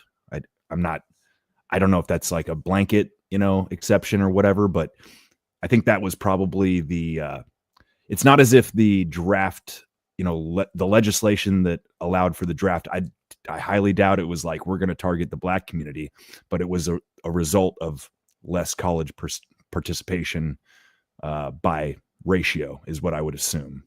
But again, that's an example of systemic problems, even if they're not intentional, right? You think about that, 70 odd years and the population's gone from 11% to 13.7. So there's something clearly going on within or happening and being subversive of the African American community, where the growth isn't parallel to other demographics in the United States. All right, let's finish this one out. And Drew, I know you said you got to leave after 2 hours. I'll say you're going to have to come back and listen to the parts that you missed, because you have done a fantastic job of alluding to where I'm heading. Just by instinct, you're right on the right track. White people couldn't break us apart in chattel slavery, Jim Crow, segregation. But what did was feminism in college. How many children? I don't have any children. Okay. So again, you're sitting back saying what I don't. I talk to women every day, and I respond to what they say. Okay. Okay. So he ain't gonna be anywhere. Oh, okay. So basically, you said because see, this is what I mean. This is what I want you guys to understand. Shirley always back there doing something. I'm just saying, y'all always want to say somebody dislike y'all, like you don't have anything to do with this. Like you don't have anything to do with this. Women like that woman are perpetual victims. In order for their lives to make sense, you and I have to be at fault. Somebody had to do something to her. Like, why are we as Black women are so miserable? And we bring the work. Even at the doctor's office. I mean, everywhere you go. I went to the doctor yesterday. And my nurse was a white lady. She was so nice and sweet. And when she took me to check out to this Black lady, the Black lady was like, well, you see, she over there, don't forget, she can check out too. She can ring out too. Like, why would you say that in front of me, a patient, and have an attitude like, I don't even want you to check me out now. What is your problem? You didn't want to work. Don't come to work. That's your job. It don't matter who don't have a customer. Like, come on, sisters. We need to get it together. We need to keep our attitudes and our misery in the car or at home. And when we clock in these folks' establishments, we need to have the utmost respect for patients, customers, or whatever. God, be professional. Leave that ghetto at home. Y'all weird. I don't like y'all. I don't like y'all. From now on, white people, I love y'all. I don't like my sisters. Not all. Okay, so I wanted to front load that one. There's more to it, but I really think that there's a great amount of Black folks that are really trying to address these issues like head on to each other, man. Like I'm seeing it, and it gives me a lot of hope, because it's really not my place, like I can't fix the Black community. I'm not a Black man, but Black men and Black women are trying. They're trying. And they're getting frustrated with some of their fellow Black Americans. It's obvious. Well, like I said, I think first off in this episode, I've been listening to Candace. And she's interesting. I don't listen to her a lot, but I listen to her here and there, and I like her. That would be Candace Owens? Yeah. who a lot of people give shit to, a lot of black people give shit to because she married a white man, which is going to be a theme that comes back around, like I don't give a fuck. Yeah, who cares, right? Well, it's completely removing the next step in, say, the civil rights movement. The idea is address the things, the problems of the past, the issues that are currently facing a certain group, a demographic, and then move forward. But they're stuck in the victimhood mentality of, I'm the victim, things need to be given to me. I'm the one that should have everything given up for me, for my longevity, instead of, okay, I've addressed the problems. These are the issues in the community. It's time to step up. They forgot the step up part. And like you mentioned, Mike, there's many voices within African-American content creators, communities, personalities who are addressing these very issues. And a lot of the time seems to come back to a lot of socialist policies such as feminism, government intervention within the family, a lot of things that are removing people from their own communities. And it's not building strong communities, it's segregating them, make them wholly dependent on the system.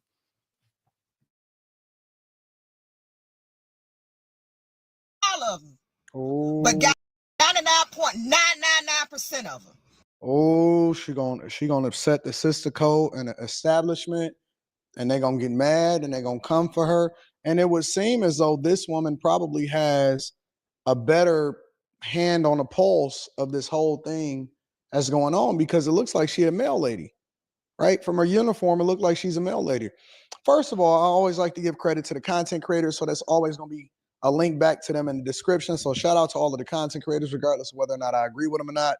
And then on top of that, make sure you get your Teach Henley 40% off your first order plus 20% off for life.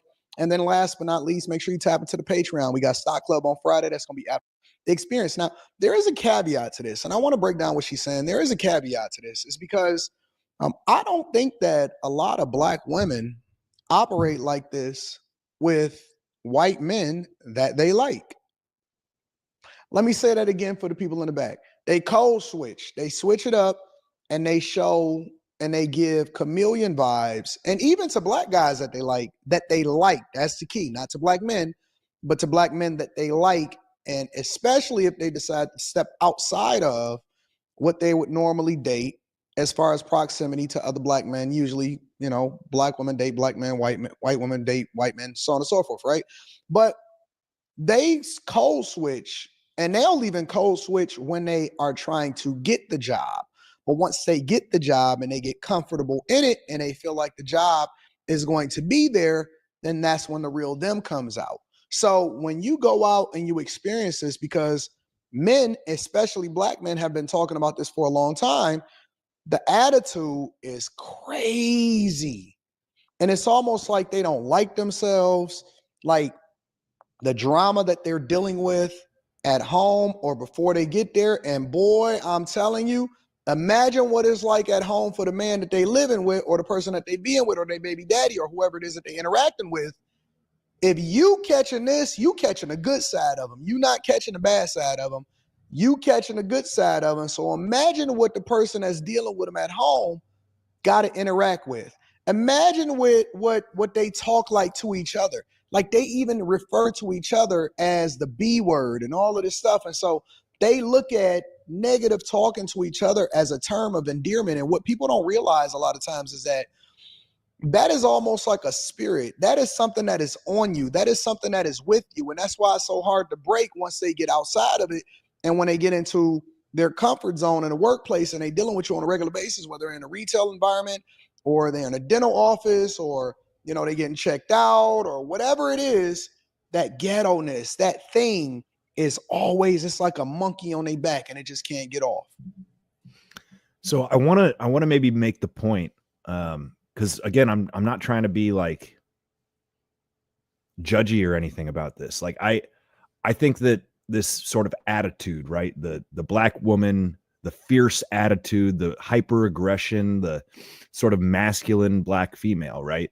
I think it's been developed as sort of a coping mechanism or a survival mechanism. Again, due to all the things that we've already discussed, right? The problems that have, persisted and gotten even worse in some ways since, say, 1965. it's a survival thing. They're just trying to maintain some level of control over their own lives. So I can see like why this hyper aggression sort of becomes the norm. Yeah, the whole cold switch thing is interesting. I was listening to that and thinking, has that happened to me? I think it has, maybe. Like, yeah. I don't know if it's exclusive to black women. Kind of happens in relationships sometimes, I guess. But yeah, like I do feel like I've had relationships with black women where it's like, oh, okay, hey. Like coworkers or whatever. I don't know. Anyway, yeah. I don't have much thoughts beyond that as far as the black women thing goes. But earlier, since I have the microphone, we were talking about the civil rights movement, right? And what this did to our culture and society. And I was thinking about this and just the freedom of expression, the freedom of association, right? As far as the Bill of Rights goes, that's right up there at the top. And the civil rights movement kind of made it illegal to have freedom of association, even though it seems like it was going toward a good end. It didn't make it equal. It made it made it so you can't just judge it by the individual, I guess. Effectively, anyway. Right? Well, Mike hit on it earlier on. It wasn't an organic type of approach that was naturally occurring already. It was forced. It was a forced integration that, you can argue whether it was right or whether it was wrong, but when you force something, it's not natural. It doesn't play out the way it was probably intended to do so. And maybe if the civil rights movement didn't happen exactly on that date and it took another 10 years, maybe it would have been a smoother transition. It's an easy thing to say in hindsight, but when you force something to happen, it's not organic, you have consequences that you won't recognize for decades to come. And I think you kind of see that within what's happened within African American communities with what's going on with the family unit. Like we mentioned before, we saw before, there's this hyper masculine approach to some African American women. And in a lot of ways, that's destroyed the traditional household because you don't have the strong male figure and the strong female figure. And the best way to take out a society ultimately is you target the females, you target the most important aspects of society. It's women that procreate, that raise children, that teach fundamental values to their children. And if that's thrown up and it's mixed up and changed from what it's intended to be, it's wrought with disaster. Yeah. That's why there is such a thing as systemic racism, I guess. Right? So I'm going to change. I'm changing the order up a little bit from what I had intended. Yeah, do it. Because while we still have Drew, I mean, that's only part of it. I actually think more like the conversation has taken us to the point of let's get some historical context here. And this is a bit of a longer clip, so I want to, leave space before I play it for any thoughts. But this is really interesting shit. The history, basically from the Emancipation, the Emancipation Proclamation forward is kind of what this next clip's going to be. And it's, like I said, it's a long one, but I think it's really good and really important. So anybody want to share anything before I go there? Since we're going into the Emancipation Proclamation, the American experience with slavery differs widely from the rest of European experiences in slavery. When the British ended slavery, you'll notice that there wasn't a strong or large population of Africans or Caribbean-based African people living within Britain itself. They were sent out to colonies, back to Africa, other parts of the empire. They didn't reside within the United Kingdom anymore. And that, for a large part, that happened with the French, it happened with the Germans, it happened with lots of other colonial power. They didn't retain the slaves after they freed them. When they freed them, they sent them off. And in the American experience, they became free men and stayed as American citizens. And that's the unique difference. And that's where you see this culture shock, because they had to develop their own culture from scratch while at the same time trying to integrate and be part of the American experience. So it was always going to be a challenge from the get-go.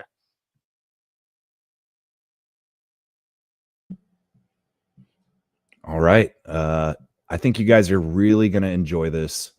It is 20 minutes, but I don't see any reason why we shouldn't listen to it. It's very illuminating. Now, how is it that the members of the Black community, such as the celebrities, actors, and the entertainers from the lowest rung of the ladder, came to be the most influential members to the Black community? Why are they there, and what caused them to get to that spot?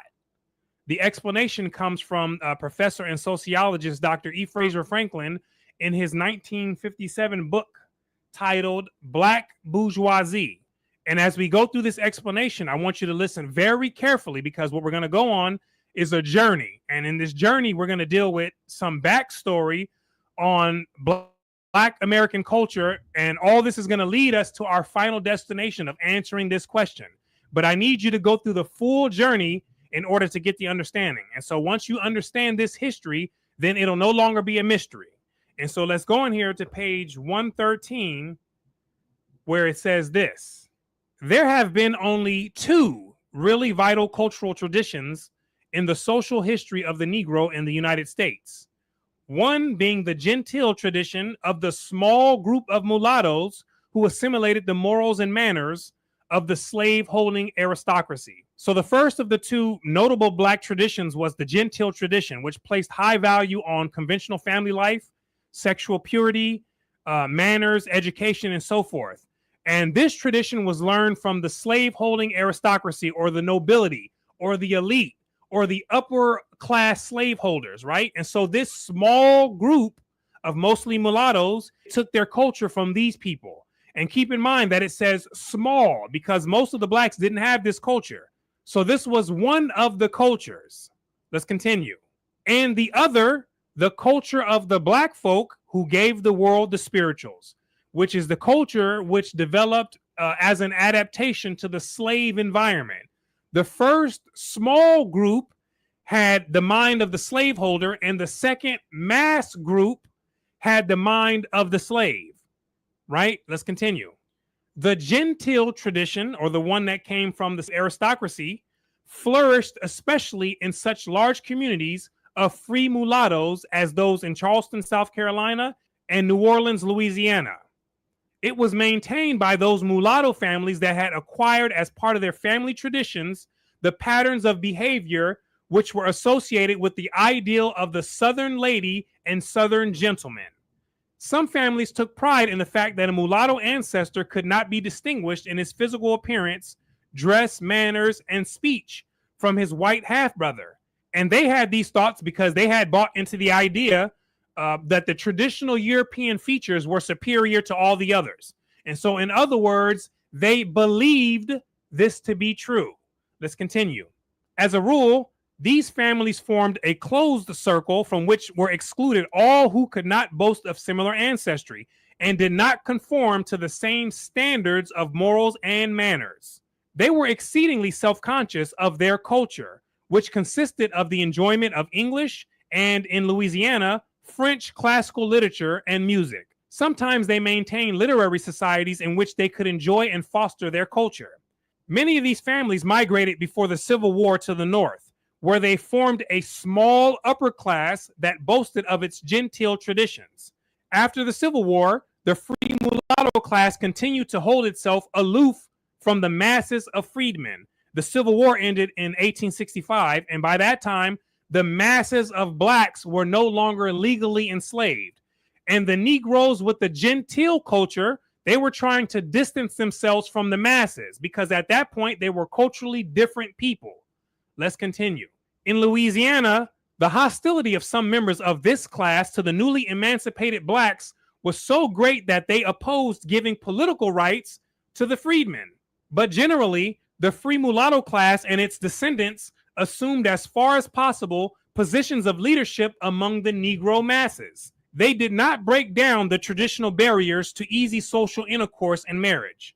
Even in their religious affiliations, the descendants of the free mulattoes held aloof from the Negro masses. They generally affiliated with the Episcopal, Congregational, Presbyterian, and Catholic churches, while the Negro masses, as we have seen, were affiliated with the Baptist and Methodist churches. The descendants of the free mulattoes became, after the Civil War, the core of a small class which undertook to maintain the American pattern of family life and conventional sex mores. So the offspring of this class looked to maintain the values that they had developed over the years. And this was one of the reasons that they kept a distance from the Negro masses, because if they would have started mingling closely with the Negro masses, then their culture would have been compromised, especially being that there were more in numbers coming from the Negro masses who were the carriers of the slave mindset. Let's continue. In some small communities in the South, a single family with this social and cultural background would live in complete isolation rather than associate with the masses of Negroes. And why was that? For the reason we just went over. In their quiet, obscure lives, they expressed often their contempt for the black upstarts who, in their view, and often in fact, possessed neither morals nor manners. And again, this is why they attempted to separate themselves from the Negro masses, who had a very different set of morals and manners. And this is how people have always separated themselves before the European colonizer came along and started lumping people into these very large groups like black, white, Asian, and so forth, right? Groups that never initially agreed to be lumped in there together. Let's continue. The attitudes of those who came to terms with the successful members of the rising black masses was expressed by a young mulatto college student who was a descendant of a prominent free mulatto family. When asked how she felt when a big, ill-mannered Negro male student addressed her rudely and tossed her about, replied, "Well, since I've got to live with these N-words, I might as well act like one." So now at this point, we have members of the Negro masses who were attending school with other members from the mulatto class, and there was conflict. The mulatto class was stuck with the Negro mass, and we can see the frustration coming from this student here. And I'm pretty sure the Negro masses didn't like them either, right? Let's continue.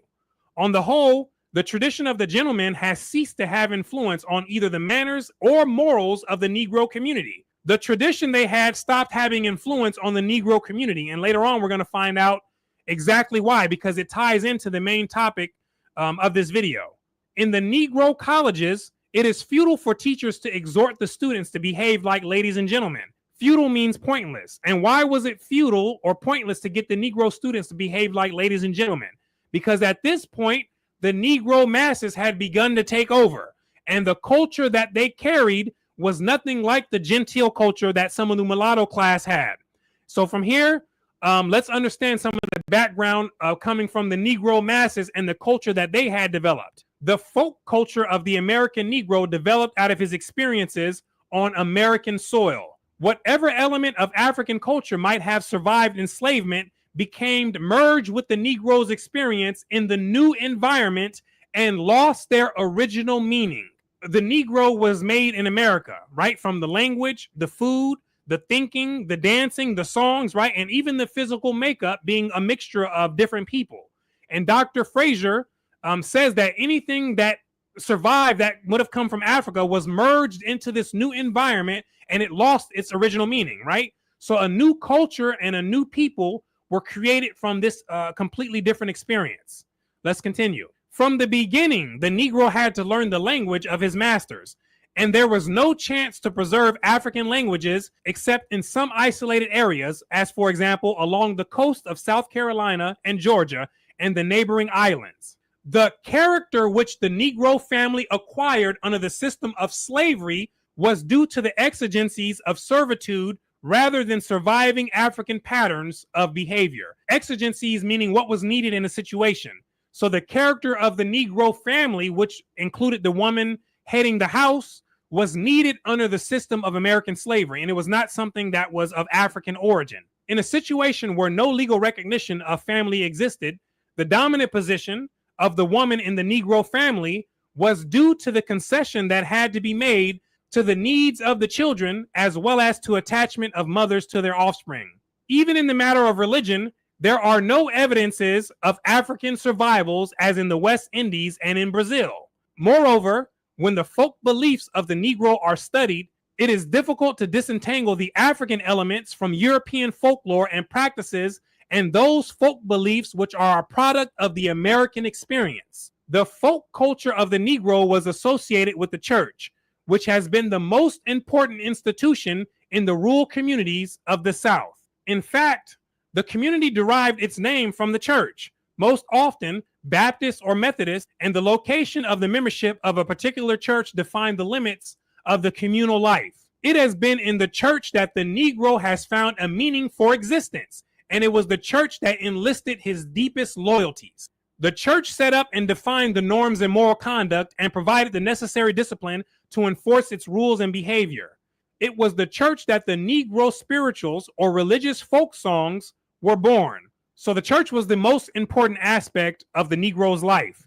And because it meant so much to them, they developed a deep emotional attachment to that institution, which still lingers today in many of the descendants of those people who make up the most religious group in America, right? These are the roots as to why the Black Americans are the most religious, right? It's not because they found some truth or anything like that. It's because the church was the institution that was necessary for the people to get through the slave experience that they had, because it offered at least some level of hope, right? Let's continue. In these religious folk songs, the Negro attempted to find his meaning for his existence and at the same time an escape from his tragic fate. You see that? It gave them some form of escape from the miserable condition that they found themselves in. It was a tool that they used for that time and place to serve that purpose. Let's continue. The folk tradition of the Negro, like the gentile tradition, has been dissipated or transformed as the result of migration and urbanization. During their wanderings, the Negro folk have created the blues, which tell of their disillusionment and nostalgic yearning for the sympathy and understanding of the world of the folk which they have left. The secular folk song of these Black troubadours in American industrial society are living records of the reaction of the uprooted Black folk in the world of the city. In the countless storefront churches of northern cities, the Negro migrant has vainly attempted to cling to the traditional religious life of the rural South, right? So some people just didn't want to give it up because it's comfortable for humans to do the same things that they're used to doing. And the church life of the rural South, it created this type of comforting effect in the people who moved into the city. Let's continue. But more often, with the loss of his simple faith in the world of the city, he has sought salvation in various religious cults, some with nationalistic aims, which are indicative of his groping to find an escape from the white man's world. As the result of contacts with the public school, the children of the folk have sloughed off the folk belief of their parents and learned the secular scientific techniques of survival in urban environment. Okay, I'm pausing right there. We're about halfway through this clip. You know, I love folk music of many different ilks. I love the blues. I do. But if you really look at it objectively, the blues, you know, it was an expression of a feeling of the time, but at the same time, I believe it perpetuated this victim mentality for generations beyond slavery. Catch my drift? Anyone, any thoughts before we carry on? I always just took the blues for what they were. I just, you know, really cool, really beautiful music, but the sadness is palpable and it maybe didn't help. You know what I mean? Like, except as a, what do you say, like a cathartic experience. I wonder about this kind of stuff with music all the time. Yeah. I like a lot of sad and angry music. I like energetic music, and sometimes energetic can be cheerful energetic or angry energetic, you know? But yeah, like it's interesting to think about where all this came from. Music really, with recording, with modern recording, music became something that is awesome and magical. I find it interesting. I'm totally going to buy this book, by the way, because this just seems fascinating. The Me cultural too. schism that occurred during even the early inception of African American culture, and that we know that the historical precedent was that there was two different variations of slaves. There were slaves that worked the fields and slaves that would dote on you hand and foot within the house. That's how the slave system worked in America. And naturally, house slaves would be more educated. They'd be of a higher ilk. They might even be far more often than not mixed race opposed to the field slaves of the time. So instantly you saw this stratification, this deviation between two different subcultures within the same peoples. And what we just heard expressed by that gentleman was you had this bourgeoisie class, the higher end class that were pretty well integrated into the American culture, into the Western society, that were trying to distance themselves from a culture that was seen to be as very other, very different. And there probably would have been a grand case at its time, especially within the South, that there would have been vast communities of the black bourgeoisie, as that author claims it to be, that were fully integrated and a part of society. And it wasn't later on until outside forces really started to stoke the flames of division and indifference and really emphasize the other form of this culture that was existing parallel to it. And you mentioned the blues, but as soon as you said the blues possibly being a mechanism to keep people within a certain mindset of victimhood, gangster rap. Gangster rap's just the modern day variation of that, right? Exactly. And when did that occur? We saw that pop up really heavily in the late 80s, early 90s, where we saw that huge deviation away from the African American family that was on parity with white America, having houses, going to university, good jobs, living in the suburbs. Boom, disappeared practically overnight, went into gangster rap. Well, and we were discussing the drug war. You would not have gangster rap if it was not for the drug war, because you wouldn't have this large population of black inner city gangsters. It wouldn't have become the dominant culture. And that's the whole point he's getting to is, and he started, at the very beginning, he said, how did the lowest class version of black America become the ideal to black Americans, right? How do you end up with Nicki Minaj? You know what I'm saying? Well, this is the wild thing. This is history repeating itself, because we saw during the 1920s, the early Prohibition era of the United States, we saw a large section of African Americans coming up through the social status, getting a lot of the things that were comparable to white America. And then you had the lower, less socioeconomic driven people. What happens during Prohibition? Alcohol becomes illegal. People go to speakeasies. They drink alcohol that's illegal. They're listening to music. What was the music the majority of people were listening to in these illegal haunts for the black community? It was the blues. So they're already illegal, doing illegal acts. They're drinking. They're listening to jazz. They're listening to blues, which is very much against the status quo of the man and the system. Well, that just creates an entire generation of youth that are emboldened by that message. And what do they do after it? You see this huge dive in socioeconomic status of African Americans in that time what's frame. funny is there was so many whites and blacks playing together, and all the other races playing together until the Jim Crow laws came in, and that made it hard to do. And that's where some of the minstrel painting stuff comes from. Blackface, yeah, right. Yeah. Well, I just had a thought when I said something about Nicki Minaj. I really hope for black America's sake that the absolute low point in black culture was wet ass pussy. That was the number one song in America. I mean, it's so bad. It's a low point in white culture too.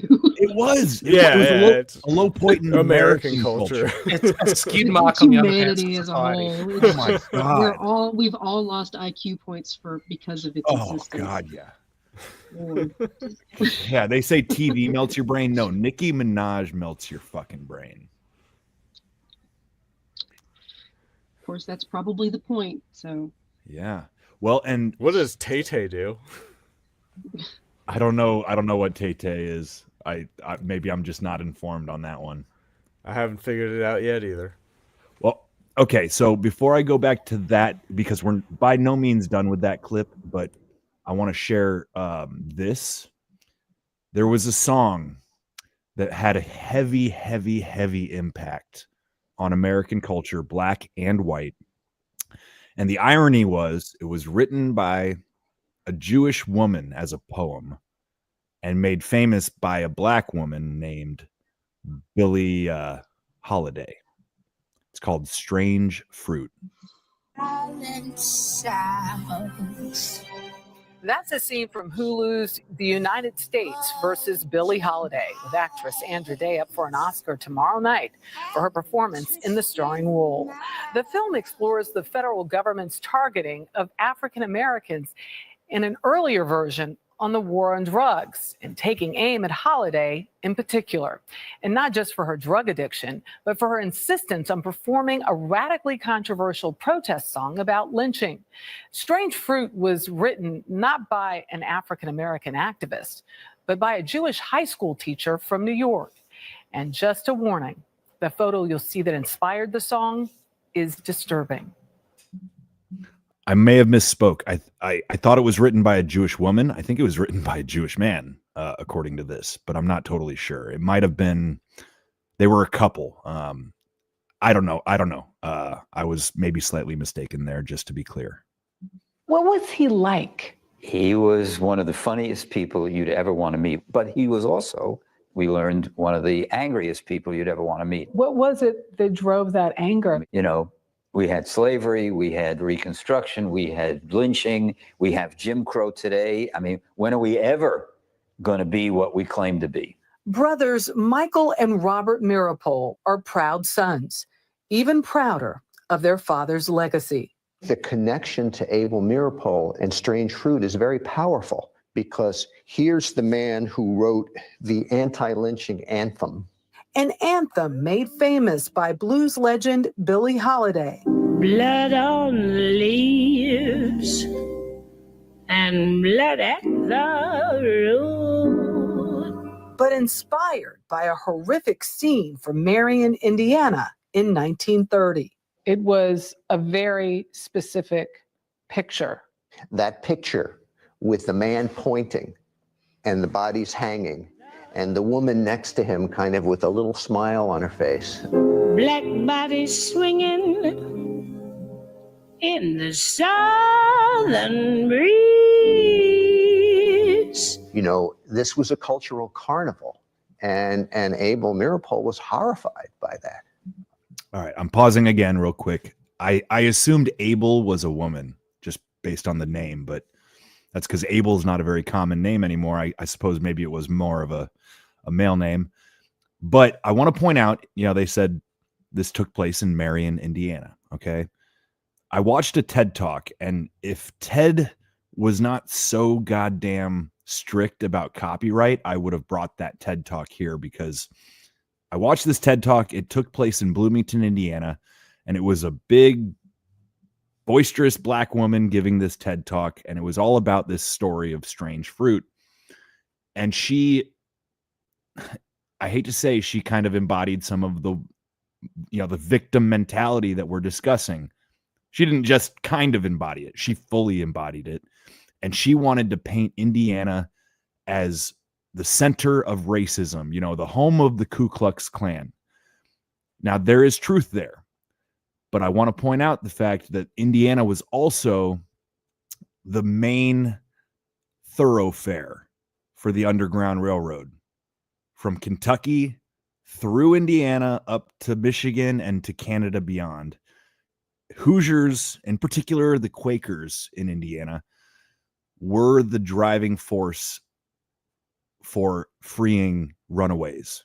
So there was a dark side and a light side in my home state, as far as, yes, there was active KKK, but there was also this massive Underground Railroad cooperative effort to free black folks from the South. So I always want to, you know, make sure people know that Indiana's not a bunch of goddamn racists, you know. Any thoughts before we go on? Seems to mirror modern day music as well. There's a large influence within entertainment in general, not just Hollywood and and television, but within the music industry, there's a lot of Jewish executives that are responsible for writing and producing the music, and they just find the right person to fit the bill to present their music for them. We saw that during the 90s with the majority of the East Coast, West Coast gangster rap, culture war. A lot of that wasn't their own music. It was written and produced by other people, and it was just handed to them to put it out there. And you see that in the profit margins. Music is one of the most exploited industries in the world, especially in the United States. It's the producers that maintain majority of the profit margins, and the actual performers get very little of the profits from that. I almost could say or make the case that the ceiling birds chirp because of music, because of the history of music, in a way. Part of the factor, or one of the factors at play, I would say. The cultural sort of effect. All right. A little more of this, and then we'll go back to the other fella and get more history. Abel Meeropol penned Bitter Fruit, but changed the name when he set it to music. His wife Anne would occasionally sing it at union meetings, but in 1939, this songbird recorded it and gave it flight. Strange fruit hanging from the poplar trees. Billie made it her own, and she's the one who gave it to the world. And she's the one who paid the price for doing that. As the film The United States versus Billie Holiday shows, her version ignited anger, activism, and anxiety, primarily from the commissioner of the Federal Bureau of Narcotics, who viewed the lyrics as dangerous. Harry Anslinger relentlessly pursued Holiday for refusing to stop singing the song. That ultimately landed her in prison. What is the most powerful line to you? Pastoral scene of the gallant South, the bulging eyes and the twisting mouth. You know, it reverberated very strongly with me. My favorite lines are scent of magnolia sweet and fresh, and the sudden smell of burning flesh. And you notice the brilliance. How weird is it to frame those lines as your favorite? I don't know. That just seems a little twisted to me. I know they don't mean like that it's good, but like my favorite line was burning flesh. Like, gross, dude. Well, both of those lines actually are they actually invoke an image, like a very strong image, and perhaps that I'm going to assume that is what he means, that he likes how it evokes this image in your head that you can't mistake it for anything else.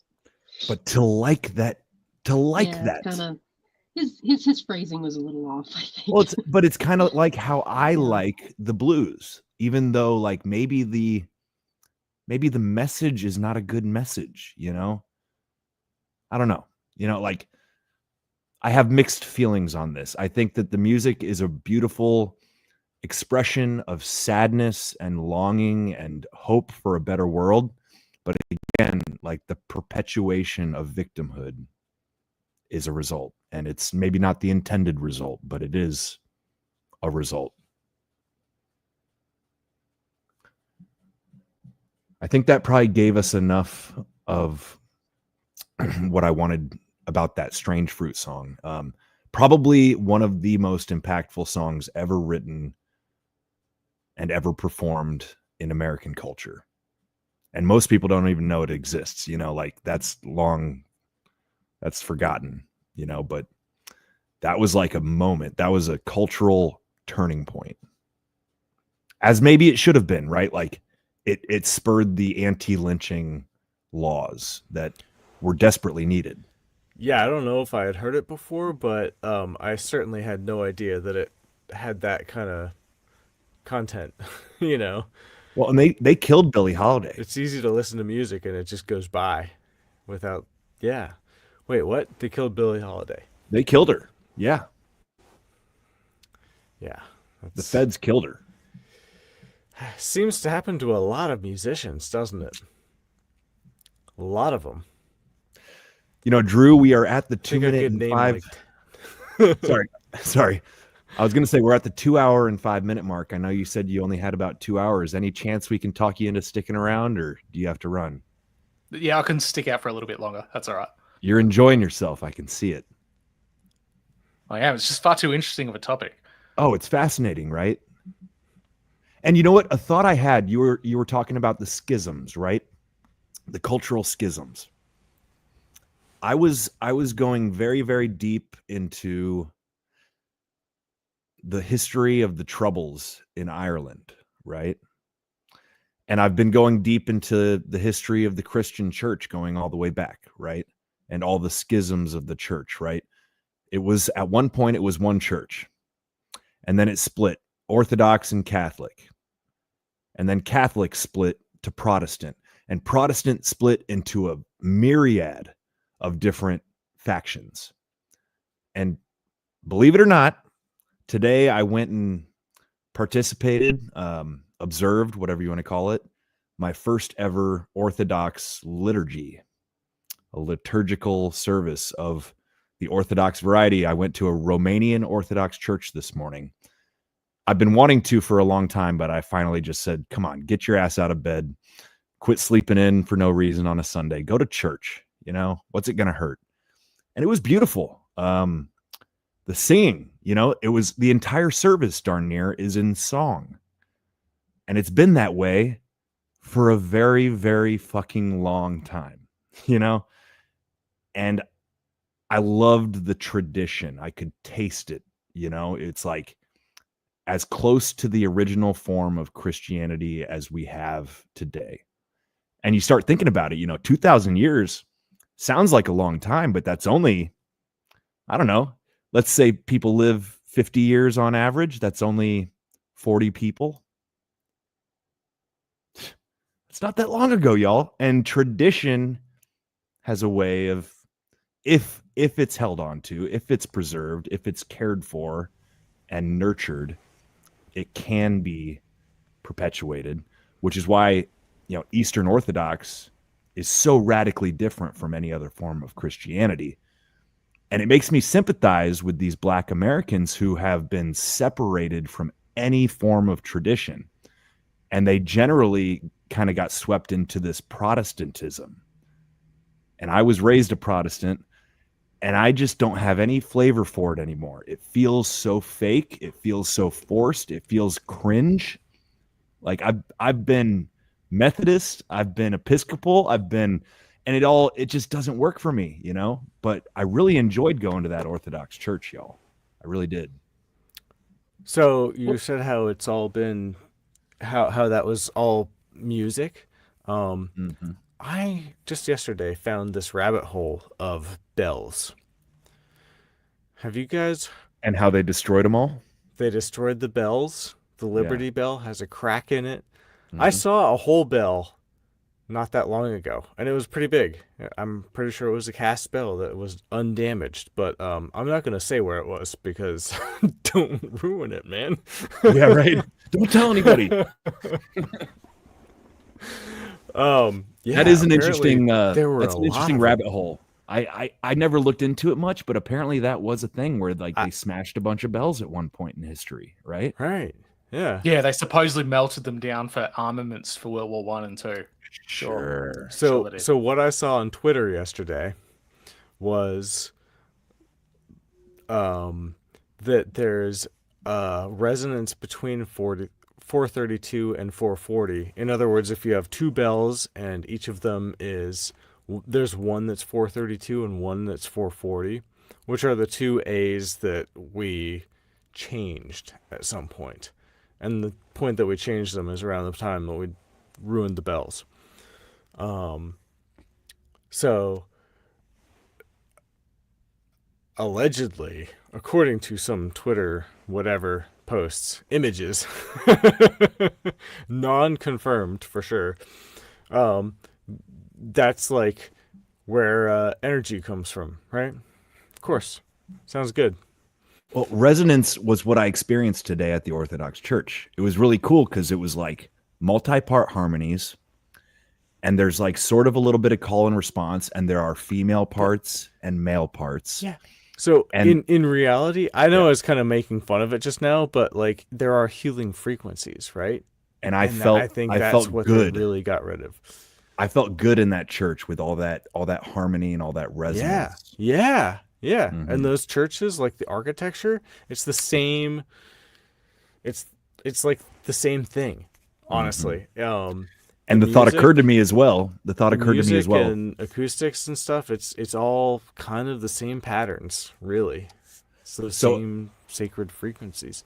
Apparently, Orthodox churches all follow the same like pattern as far as the liturgy goes. Like the liturgy may change a little bit. The song may change a little bit week to week, depending on what week of the year it is. But no matter which Orthodox church you go to on any given Sunday, it's the same as every other Orthodox church.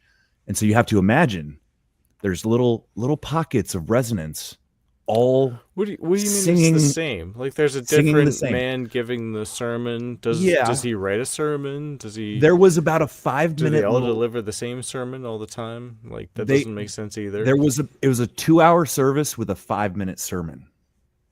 The remain everything other than the 5 minutes. And at one point, the Lord's Prayer, where they actually, instead of singing it, they sang it once and they said it once, which I found really interesting. But it was essentially an hour and 40 some minutes of singing. And the thought occurred to me, oh, there's people all over the country, or at least in my time zone, all lifting up the same song at the same time. That's part of the liturgy. It might vary slightly church to church, but like the words and the themes are based on whatever week of the year the tradition is. This is what we say, this is what we sing this week. And it was a really empowering notion to think, oh, we're 40 or 50 people in this church, but there's other people doing the exact same thing roughly at the exact same time. Kind of cool.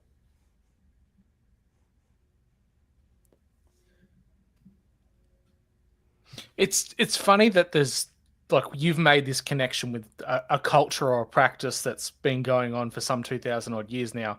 You don't really see that within African American communities. They've got this template applied to of this is African American culture, and that's where it is. It stops as soon as slavery kind of ends, or it starts. It starts as slavery and goes forward. They don't go back any further than that.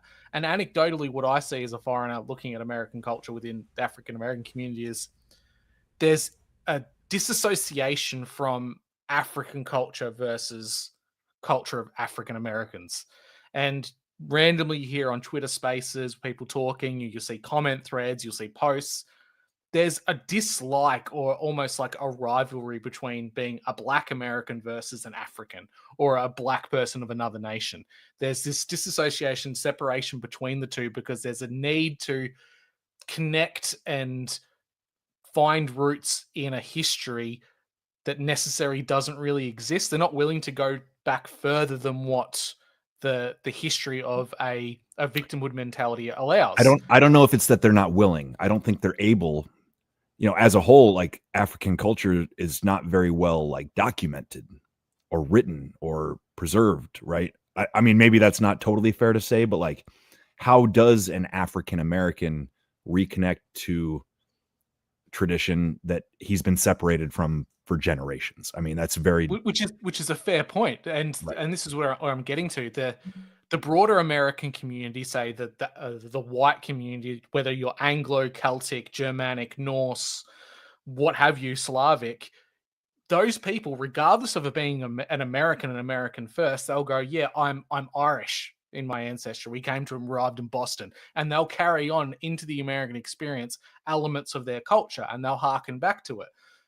You see that across the Commonwealth as well. I'm an Australian, but I've got Scotch-Danish ancestry, and I'll reflect on that in our cultural practices of our family.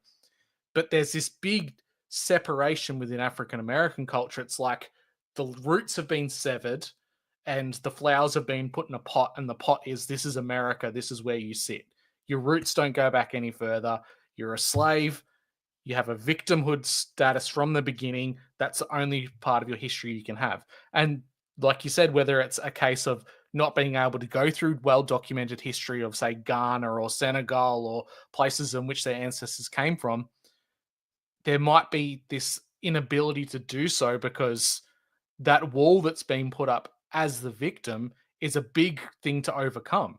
It's hard to overcome negative aspects of your own history than it would be the things that people celebrate, like the frontiersman. People celebrate the American experience of being the frontiersman, the cowboy, the landowner, the person who tamed the wild frontiers. That's something that's celebrated and brought together. Whereas the slavery side of things, it's very dark. It's already pigeonholed to a victim status. You can't really branch out from that or go back before that, because ultimately, if you go back further, you find that it was one tribe that sold out another tribe. It was one king that conquered another small village and sold them to the Dutch or sold them to the English. It's a very dark, murky history if you go down that path, and maybe there's aspects people willingly can't find because it's a hard history to navigate, or they don't want to be confronted by the realities that occur within their family history. Yeah, your plant in the pot analogy. I like that too. That sounds so British to me. Like just a British garden. the little gardens that I've been to Britain, so I have seen them firsthand. Well, it's a good metaphor though. It's the it's the fact that a plant will never outgrow its pot, right? In fact it'll wither and die if you don't pot it up. or if you don't plant it in real earth, like I think it's a great analogy. Yeah. Like the Americans, they arrived on the Mayflower, right? And with the Puritans, and they set down roots, and their roots grow deep within the American experience. However, the transatlantic slave trade was cutting the plant off at the roots, putting it in a pot, transplanting it in a new continent, and not allowing it to take root in the soil. It's always been in this microcosm of here's where you exist, here's where you live. You can't go beyond that mechanism. Any thoughts, Fido? I wish we could go back to bison in America. I think y'all are pretty much covering it all. I agree with Drew that, I do feel like it does, seem like the Black communities have been prevented from getting any traction, so to speak.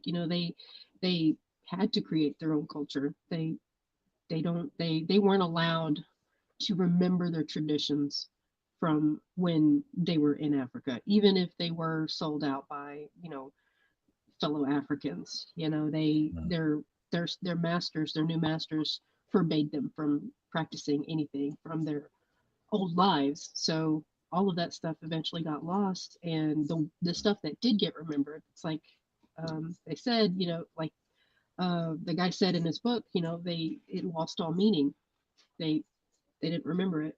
And so when there's like this cognitive dissonance when it comes to like adopting white culture or European culture that is in existence around them, it's like it's bittersweet. It's like I'm assimilating into this lifestyle of people that enslaved me and used me for their own benefit, and it has to be really hard. I can't imagine being in that situation, and I imagine it would have been very, very difficult to accept. Almost like wearing a coat like that like wearing a coat that was tailored to somebody else or something, like right. Something like which that. is why I'm trying to come at this from like a totally sympathetic angle, like I feel for these folk, I mean, I can understand how that thought process would exist, that Black people have been held back for a very long time, and then even then, at a certain point, they managed to figure it out, and they actually managed to do better and be better and grow their families and become the epitome of what the white culture around them was. They exhibited that, and they were doing really well, and then they got knocked back down again. And so I can understand that. That's got to be a level of profound betrayal and frustration that I don't think I'd ever be able to imagine. So and you you see the really negative effects of that on African American culture today. And I would say it's a very small microcosm of the people that I encounter. But the Kang movement, where you're kanging, like we were kings, we were pharaohs, we were Vikings, we were the Japanese samurai. If you have a complete lack of identity and a lack of history of knowing who you are and where you come from, it's very easy to imagine and insert yourself into the achievements of other cultures and other peoples. And that's so detrimental for your own psyche and your own outlook on life, because you're taking away from the cultural achievements, the history of your own identity, and trying to superimpose it on someone else and then claim ownership of it. It's a very strange thought process to go through, yet it seems to be this growing movement within the air quotes truther community that African Americans were the first natives in North America. And there's this huge big psyop to cover that up, and they were the true Americans. You really get this poisonous rot within community that detracts away from the true achievements of African Americans. And there have been great achievements by African Americans. They've added to the American experience and history, despite the roughy and rocky start and the dark side of its history. They've added to America. They're a portion of the United States. So much so, as a non-American, every time I see an African person on a film or a television show, if they don't have an American accent, I'm freaked out, because it's so culturally ingrained at this point. If I watch something from the BBC and I see someone of a dark skin complexion, they speak with a very posh accent, it seems weird, because the cultural expectation now is the American accent gets associated along with these people because they're so influential in entertainment and the entire music industry at this point. What do you guys think about what I just threw up here on that note? I'm, as a white man, I'm afraid to read it outright, but I'll just do the expected thing and say N-word instead of the real thing. But negus, N-word, nigga. The true origin and translation. The word nigga is derived from the word negus, which is a royal title for an Ethiopian or African king. I don't think many people know that. And it became a slur. All right, let's carry on with this, because Drew, I really want you to hear the last of this. You could probably leave after this clip and you'd be cool. There's some more interesting stuff I've got, as far as I've got like a round table of black folks addressing a lot of this stuff. But this history is so interesting.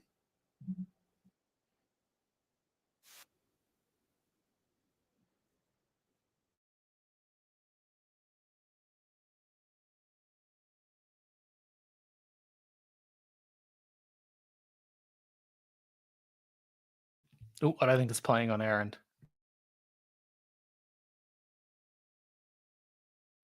Sorry, guys. Sorry, hey, guys. Mike, nothing's going on. Yeah. My bad. I forgot to share the screen. That's my bad. All right. Hang on 1 second. Sorry for that dead air, guys. I thought it was all set up, but here you go. Let's continue. But more often, with the loss of his simple faith in the world of the city, he has sought salvation in various religious cults, some with nationalistic aims, which are indicative of his groping to find an escape from the white man's world. As the result of contacts with the public school, the children of the folk have sloughed off the folk belief of their parents and learned the secular scientific techniques of survival in urban environment. Thus, instead of their old resignation towards the world, the Negro masses are acquiring a confidence in the efficacy of their effort through the use of the ballot and enjoining with fellows through the use of unions. So that was some of the background on the two different traditional Negro cultures that developed here in America. They developed under completely different circumstances, right? And they served different purposes. Understand? So at this point, coming into the story, the Negro masses, they've moved from the South, the rural South, and they've moved into the cities, a lot of them, where their culture and their mindset interacted with this newly discovered environment.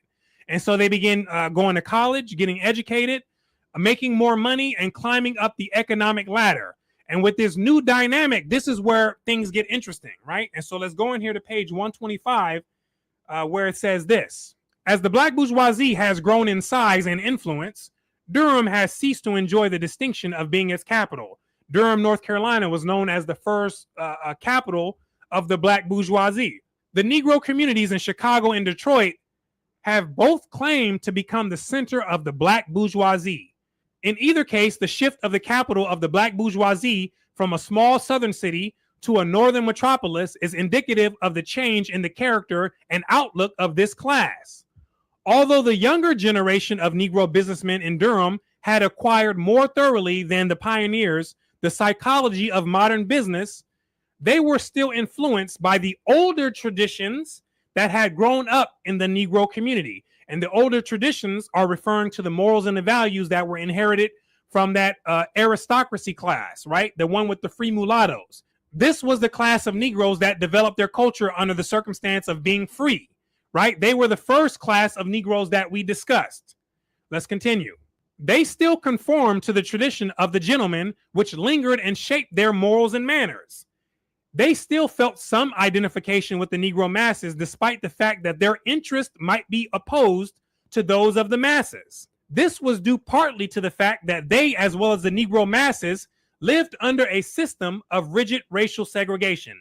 And this small group was forced to remain separate from the rest of the whites, and they were forced to live amongst the Negro masses. Here we go. Moreover, they were more closely identified with the institution in the Negro communities, which were supported by the masses. On the other hand, the black bourgeoisie, which has become important in recent years, remember this is in the 1950s, has tended to break completely with the traditions of the Negro. And this black bourgeoisie is the blacks that came from the Negro masses, the ones who were the carriers of the slave mindset and the culture, right? Remember, they began getting educated and making money. And this mass element of people, they became the new black bourgeoisie, which broke away from the traditions of the old black bourgeoisie. Let's continue. As the system of rigid racial segregation has broken down, the black bourgeoisie has lost much of its feeling of racial solidarity with the Negro masses. In the metropolitan areas of the North, where there are increasing opportunities for employment and earning money, social mobility, which means primarily the attainment of middle-class status, has become a question of the amount of money which one has to spend, right? Not how thrifty or how much money a person could save, but how much money a person could spend.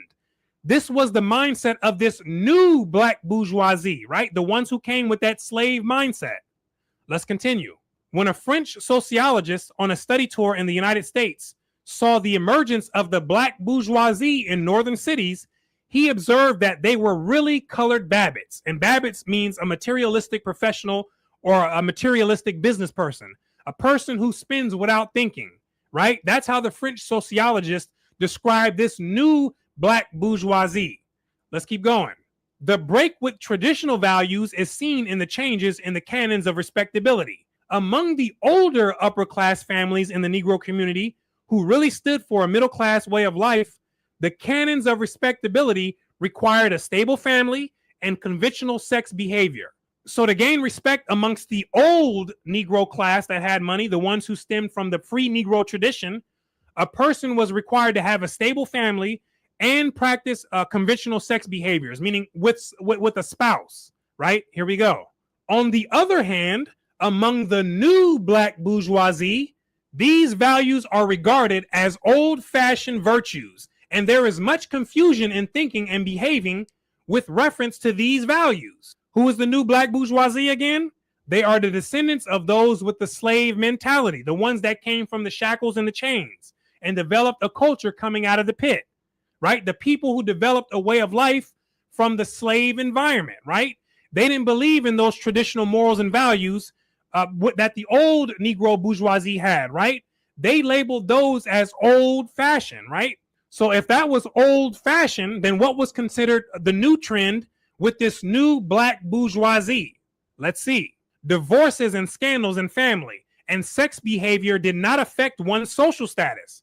Rather, the notoriety which one acquires in such cases adds to one's prestige. You see that? A person having family issues and having sex with all type of people, this didn't present any problems, right? It didn't lower one's status. In fact, it raised it up. And remember that this book was published in 1957. And so this gives a very important key in understanding how the blacks ended up with the dominant value system that most of them have today, right? And it's a key to understanding your way while you're wandering on the path and trying to find your way, right? Let's continue. The change in attitudes towards the old-fashioned bourgeoisie values is due largely to the fact that the new bourgeoisie is recruited from those elements in the Negro population among whom these virtues never existed, and that money has become the chief requirement for social acceptance. You see that? These values and morals were never learned in the slave environment and developed in the slave culture. It's not like humans naturally understand that they should have conventional sex standards, right? Humans, when they're left to their own devices, they naturally want to do just like other animals do, and that's mate with minimal restrictions. Understand, conventional sex behavior, that's a cultural approach that's designed to tame the animal instinct within the human, right? And it's something that has to be taught, conditioned, and also upheld through expectations of the people and of the community. And so this was not the culture of the slaves. And so when they were set free, their offspring came into the rest of the society with a particular set of values that shaped the way that they interacted with the new environment that they found themselves in. And so as certain members from this group began to earn more money, they began to reinforce their inherited values on the rest of the Black community. Now watch this. Among the professional classes in the Negro community, actors and entertainers are relatively numerous and have the largest incomes. Here we go. The actors and entertainers, who very often have a lower class background in the social hierarchy of the Negro community, exercise a far greater influence upon the morals and manners in the Negro community than actors and entertainers in the white community. And so these actors and entertainers were from the lowest class of the Negroes, or they were Blacks that were the furthest down in the pit. And in terms of today, they would be equivalent to the Blacks that are coming from the inner city projects, right? The ones who become rappers, athletes, and entertainers. And they have much more influence on that community than what those types of people have in a community like the white community, or the Indian American community, or the Vietnamese American community, or the Chinese American community. And they typically bring a set of values with them that keep that community going round and round in this never-ending cycle, right? And having people wondering what's wrong with those people, right? And they're also funded by many of the white folks. And both of them together, right, they eat lunch off of that community and suck the energy all out of that community. Did you hear what he said right there? Funded by the white folks. Drew, you made a comment in the private chat. You want to elaborate? Yeah, the particular white folks being mentioned is there's Jewish music executives are very high up within that particular field, just as they are within Hollywood and acting. And a lot of the time you get a lot of Jewish executives that write, produce the songs, and then draw out the majority of the profits from these performers. Traditionally, the deals that are struck between record labels and the performer are very heavily sided to the record label. They'll get well over 60% of the profits, sometimes 70, 80, and the performer gets a pittance in comparison.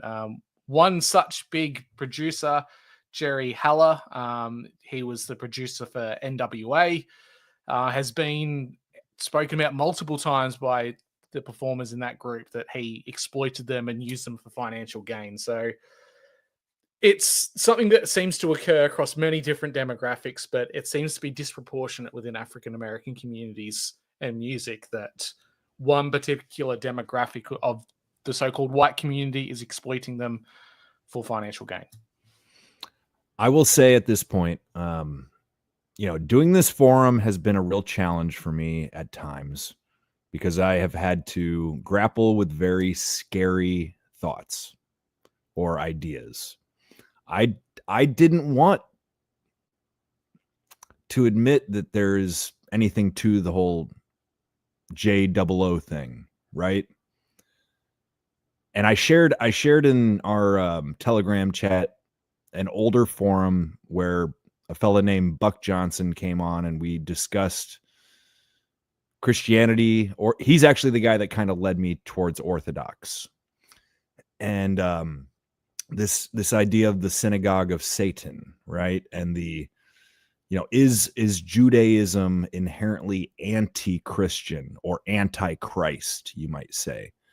And over the course of a 4 or 5 hour conversation, Buck, he started by saying, he leans that direction in terms of the synagogue of Satan characterization. And by the end of the episode, he kind of came out and said, you know what? Leaning towards is kind of a soft way of saying yes, like it is a satanic culture and a satanic religion. And that's a terrifying thing to say bluntly. Nobody wants to hear that shit, but maybe it's worth chewing on, which is what I've been doing for quite a while. Do you think there are Jews who follow the religion who are not satanic, who also just certainly most Christians? I think the Pope certainly might there's be good satanic. Certainly there's good people, but as a belief system as a whole, I mean, it depends on your conviction in Christ, I suppose. I feel like there are different levels of it, Zionism is very different from Judaism. And I don't know much about either one, to be honest. I just know that one of them justifies slaughtering lots of people, and one of them is just like what my friends kind of were raised in their family or something. Well, I don't know much about it other than that, but yeah. I would say case by case, individual basis. There's plenty of good and there's plenty of bad in any group, but as a whole, the philosophy, the religion itself is problematic. Maybe is the softest way of saying it. Well, if we just go very broad brush here, and I'm just going to say secular, the culture, not the religion itself. What do we see within the history of Judaism? It was a persecuted people, a people that were slaves, a people that were kicked out of their homelands, a people that have, just like the African American community in many ways, a victimhood mentality.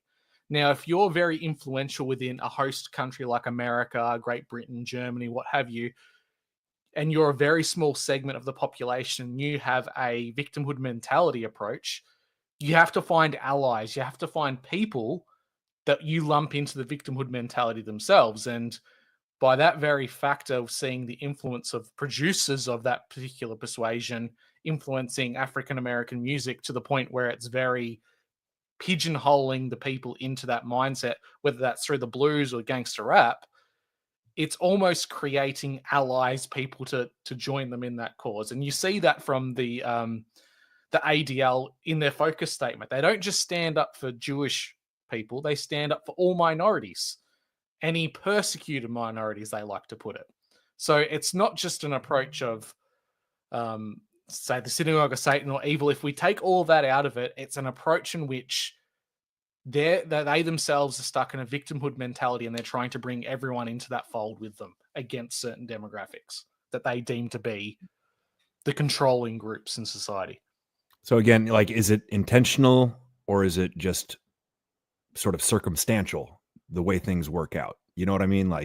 I don't think that Jews necessarily intentionally do this, that, or the other. It's more a matter of cultural persuasions leading to ultimate results. Does that make sense? It doesn't have to be intentional to be a negative generally. I hope I'm not speaking out of turn here. You know what I'm saying? I was just going to say, I think it also has a lot to do with how dependent upon the Talmud for your decisions.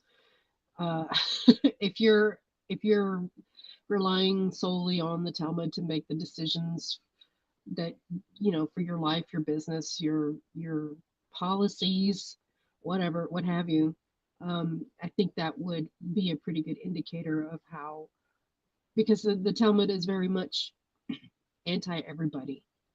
If you're not Jewish, according to the Talmud, you're nothing. So it's and any evil, any wrong can be committed against you, and it's fine. So and it doesn't discriminate against adult or child. It's whoever. And I think that a lot of people don't understand just how much of the Talmud influences the religion of Judaism, and it is important to specify between the two, because like like many people have said, there's the Jewish culture, and then there's the Jewish religion, and the two are not exactly the same. I know some Jewish people, and they're very, very nice people. I don't think that they would necessarily agree with a lot of the things that are in the Talmud, but it's a very cloudy subject, and if you're of the wrong persuasion, you get shut down for even talking about it. So it's a very fine line. How do you think it compares to the Old Testament and the New Testament? Because those are very different too, right? Well, that's sort of the They are. point. That's sort of the point. Bear Well, is like, and the people, and I'm glad you brought that up, because I do want to say this, and I want it on the record. A lot of people use the Old Testament as an excuse to say that God is he's just a wrathful God. He's a hateful God, and that he only wants to destroy the world and everybody in it. And how can you love a God who's so mean and horrible and allows for the destruction of women, innocent women and children? And I understand to a point, except that when people use the Old Testament as the example and don't even talk about what's in the New Testament, which is of absolute importance, because the New Testament is absolutely imperative to understanding what it means to be an actual Christian.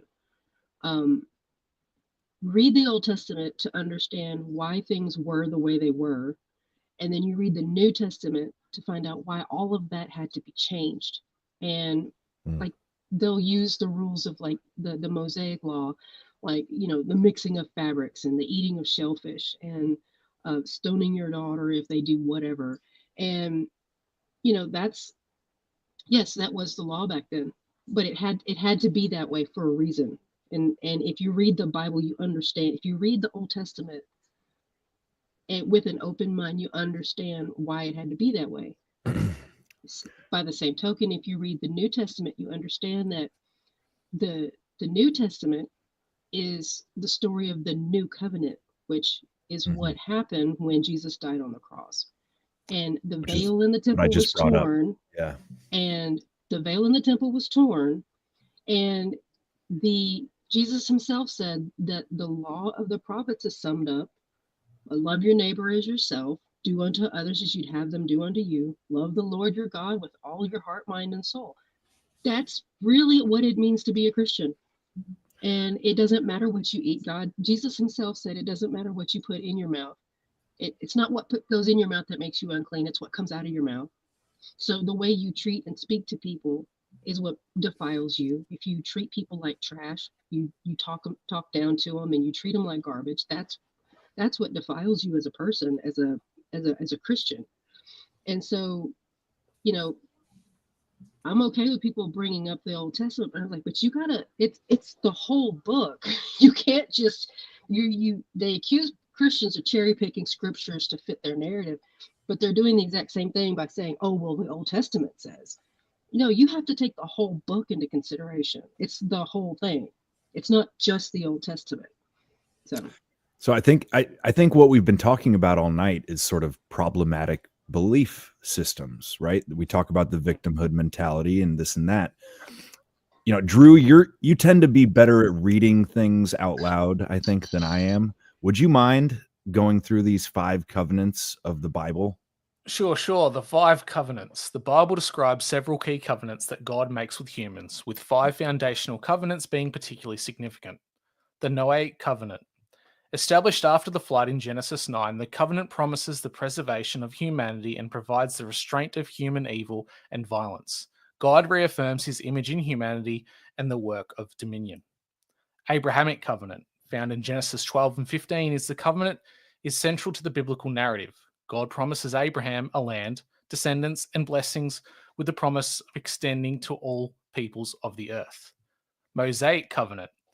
This covenant is detailed in the books of Exodus and Leviticus, among others. It includes the 10 Commandments and other laws given to Moses on Mount Sinai, establishing a relationship between God and the Israelites. Davidic covenant, described in Samuel 2 and 7.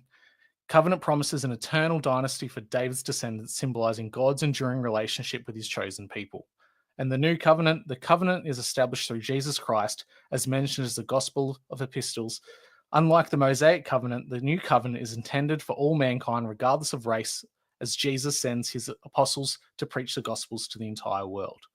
And this is the inconvenient type of truth that comes across when you look at the Torah as Old Testament and the Talmud. The Talmud, people like to say, is separate from the Torah and is not connected. The Talmud is essentially a live your life by the Torah. They use the Torah as justification for a set of cultural practices that people should live their lives by. That's the whole basis of the Talmud. It's a set of rabbinic outliers of things that should be done and should not be done within society. The problem is that if you don't recognize Christ and the coming of Jesus, you're stuck with the original covenants, which for the most part have been completely wiped out and the slate has been set clean with the new covenant. People think that just because the Old Testament is a founding part of the Bible, that we must go by those older covenants. But the new covenant kind of resets the stage for this. It grafts in all nations to the tree of Abraham.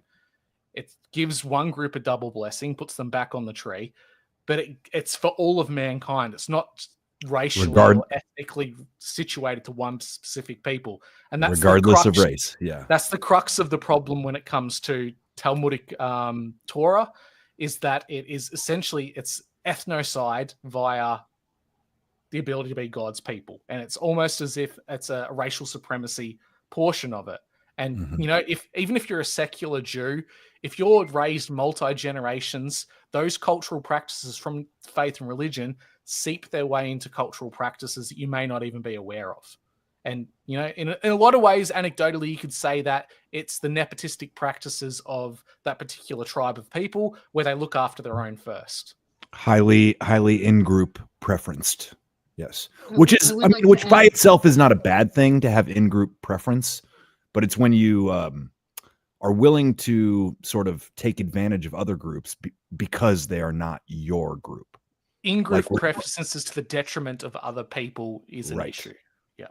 Big time. I would like to add one thing about the covenant is that with the new covenant not only resets the whole long list of covenants, but when it talks about the Israel of the New Testament, like God's chosen people of the New Testament, that's everybody on the planet. Yep. It's not just one ethnic group, one religious group. It's open to everybody on the planet. So we all become God's chosen children. And so this is where it kind of butts heads with the whole Zionist movement, in that they think that the Zionist movement is for Israel. And it's because they're God's chosen people. Well, no, we're all God's chosen people. And so it kind of contradicts that. And so anything that contradicts the Bible is always something to be suspicious of. So, Drew, I know you probably got to get going here soon. 5 more minutes of this clip, and then I want to hear. I saw you taking notes, bro. So I want to hear your thoughts before you have to leave. Is that cool? Not a worry. Cool. Here we go. I guess before I do, Drew or Bear, do you have anything you want to say? Because you were the one asking the question, right? And we're trying to give you the answer. And this is it's an answer that I was very reluctant. I'll have more at the end, but go ahead. Okay, all right. It's a scary thing to admit, but it doesn't mean I hate. I have no hatred of anybody. I'm trying to understand the patterns of why we are where we are. As a pseudo maybe human ecologist, I'm seeing these ecosystem dynamics that play out between these differing belief systems. I'm not saying I'm correct. I'm just trying to tease out the truth here if I can. Suck it dry. right? And they're the ones that are highly influential to the youth, right? Just as they were in the 1950s when this book was written. Let's continue. Their prestige is owing partly to the glamour of their personalities, but more especially to their financial success, which is due to their support by the white world. That's what we just talked about right here. They're funding it, and both of them together are eating off of that community, right? And it keeps that community because it keeps projecting those type of values, those type of morals in that community, and those type of deeds and actions in that community, and it keeps them suppressed while groups of them keep eating and coming up, right? And they're working together collectively, eating breakfast, lunch, and dinner off of that community. And that community stays down because they don't have the right values, morals, and the right culture to climb out of it, right? But they're working in their hand in hand. Let's continue. The black bourgeoisie is also being recruited from the successful underworld Negroes who have gained their money from gambling, prostitution, bootlegging, and the numbers, right? It's coming from all the people whose home resides down in the underworld, right? Today, you can add the drug dealers to that list as well. Let's continue. The old upper class in the Negro community erected an impenetrable barrier between themselves and Negroes who represented the sporting and criminal world. And why did they do that? So their offspring wouldn't be infected with those types of values and they wouldn't be influenced by those types of people. That's why separation is a very powerful tool when it's used for the right reason, right? It's a foolish thing to think that you can unite all people in all areas of life. It just doesn't work that way. Sometimes the best thing to do is just to separate from people, just like this older upper class of blacks did. Let's continue. Since such Negroes were generally able to handle more money than the majority of Negroes, with the emergence of the new black bourgeoisie, the standards of consumption, which the sporting and criminal elements are able to maintain, have become the measure of success among the black middle class.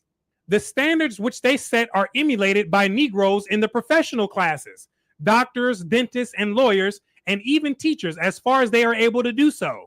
But more important still, in order to secure the money necessary to maintain these standards, Negro professional men engage in the same rackets as the successful Negroes in the underworld.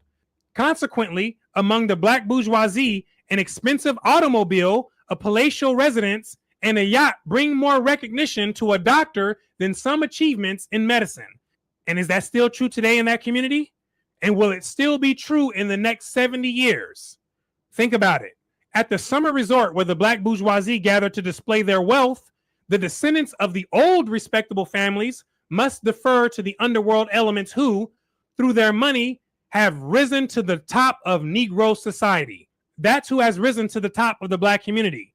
The lower class underworld Negroes who brought certain values with them that they inherited from the pits of slavery, right? They took over the head of the black community, and it is they who have the largest influence within that community. So I want you to think about that. Having abandoned their social heritage and being rejected by the white world, the black bourgeoisie have an intense feeling of inferiority, constantly seeking various forms of recognition and place great value upon status symbols in order to compensate for their inferiority complex, right? Thinking that material possessions were going to gain them some recognition in the world, and that's just not the case, right? Material things, they're just material things. And that's how we need to look at them, right? They're just material things.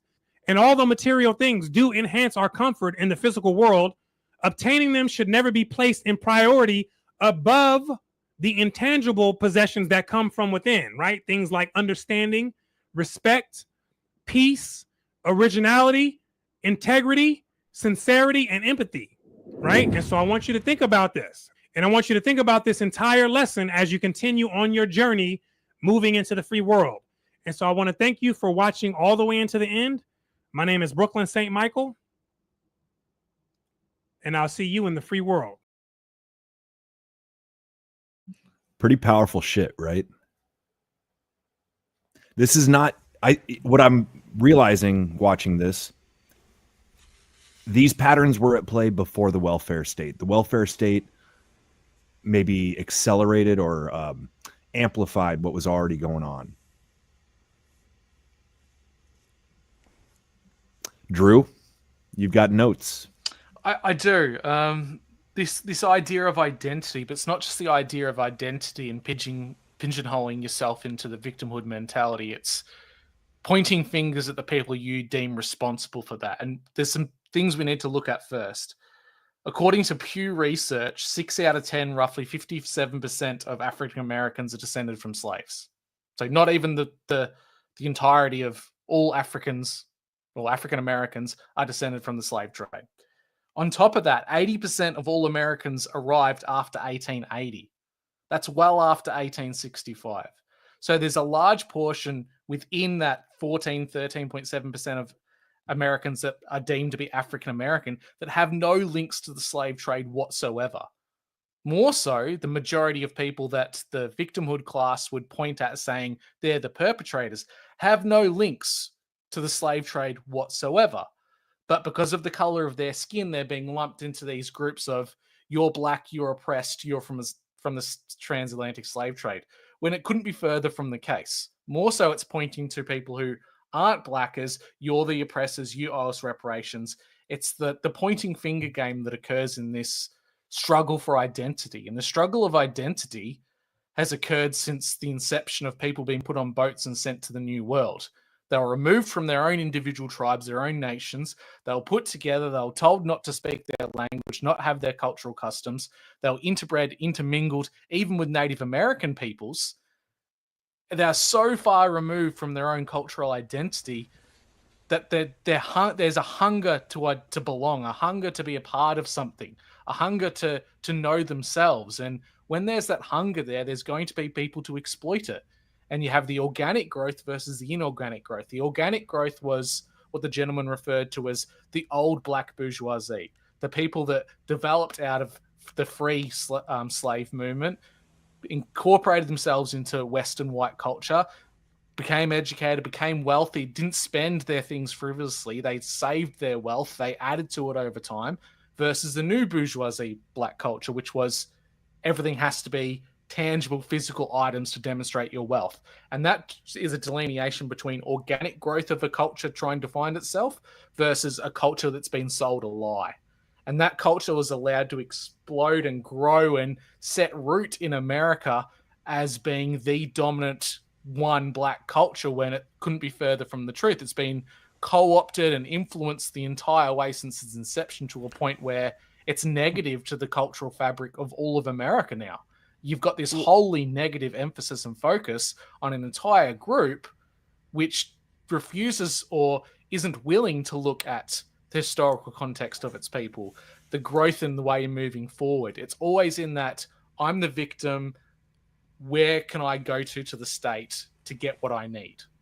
And it's selling the people down a river that ultimately is going to lead to their destruction. And you can see that since the many metrics which we've gone through in this entire podcast of what is deemed to be a strong, healthy society. It's the core, it's the family, it's being financially stable, it's the ability to educate yourself. That's all slowly been stripped away since the 1960s.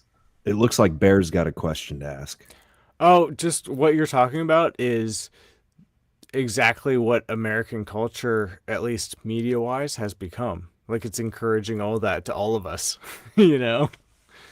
It's the not materialism, just the you mean, community. or yes, the right, materialism, the subscription, the degeneracy. Like, the degeneracy. And what is degeneracy? For sure. Absolutely, it's degeneration. Like everything, every cup of coffee comes in a little K cup. What the fuck is that?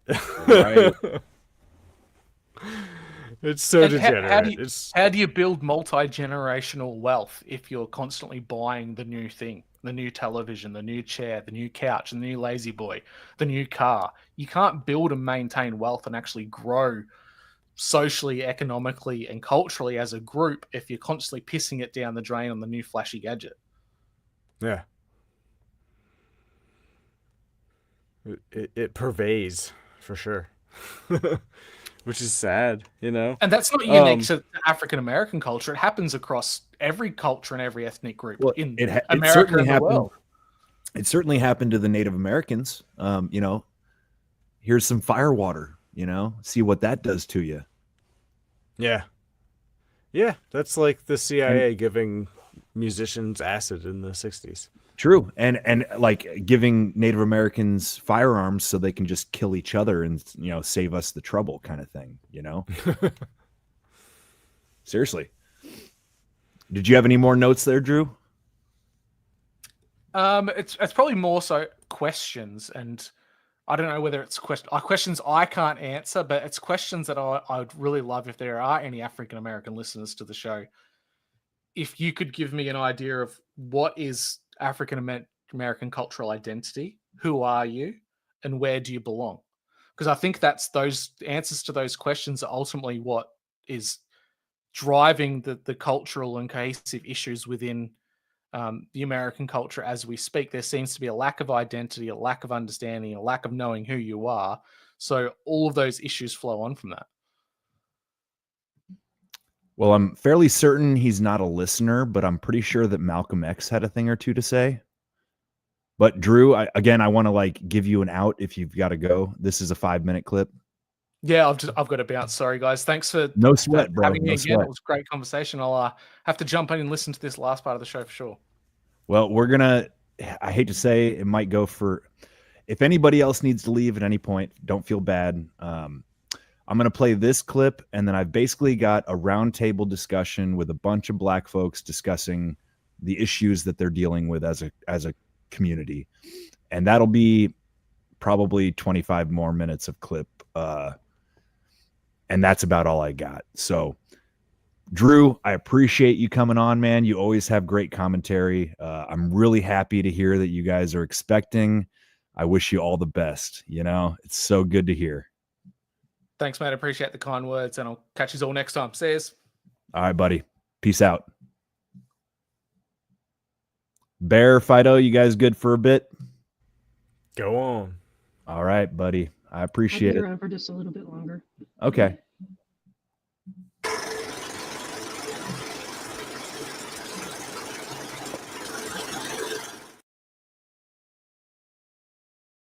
But being friendly and being a friend, I think, are two different things. I think there are many whites who act friendly toward Negroes. A fox acts friendly toward the lamb. And usually the fox is the one who ends up with the lamb chop on his plate. The wolf doesn't act friendly, and therefore the wolf has more difficulty in getting the lamb chop in his plate. I'd like to point out, though, that... And I say that because it is usually if you study the structure of the Negro community, economically, politically, civically, psychologically, and otherwise, it's controlled by the white liberal, who usually poses as the friend of the Negro, who actually differs from the white conservative in the same way that the fox differs from the wolf. Their appetite is the same.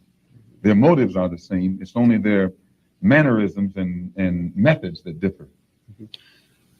I would agree that no doubt there have been a large number of whites who have posed as liberals and as friends of the Negro and who have time and again betrayed the Negro.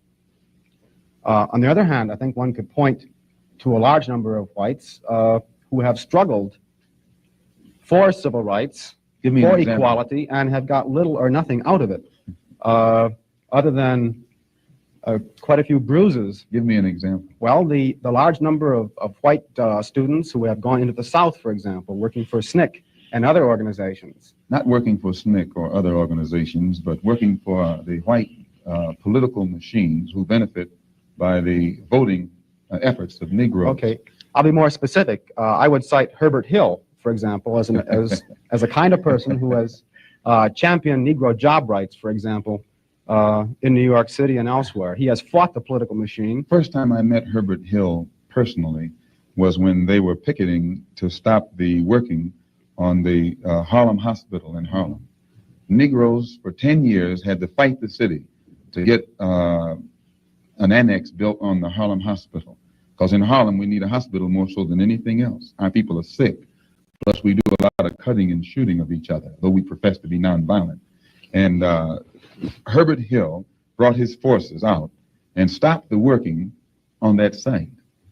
This is the first time I ever saw him. Then when work was brought to a halt on a hospital in Harlem, the same Negroes tried to stop the work at the Downstate Medical Center in Brooklyn, which is predominantly white. They were out there for 3 months during the summer. Couldn't stop anything. And I never saw Herbert Hill out there one time. Now, whenever it takes a stoppage of something that's going to affect the white man, you find the white liberal absent. But when it involves something that primarily will affect the best interests of black people and black people only, then that white liberal is present. Herbert Hill is the labor secretary for the NAACP.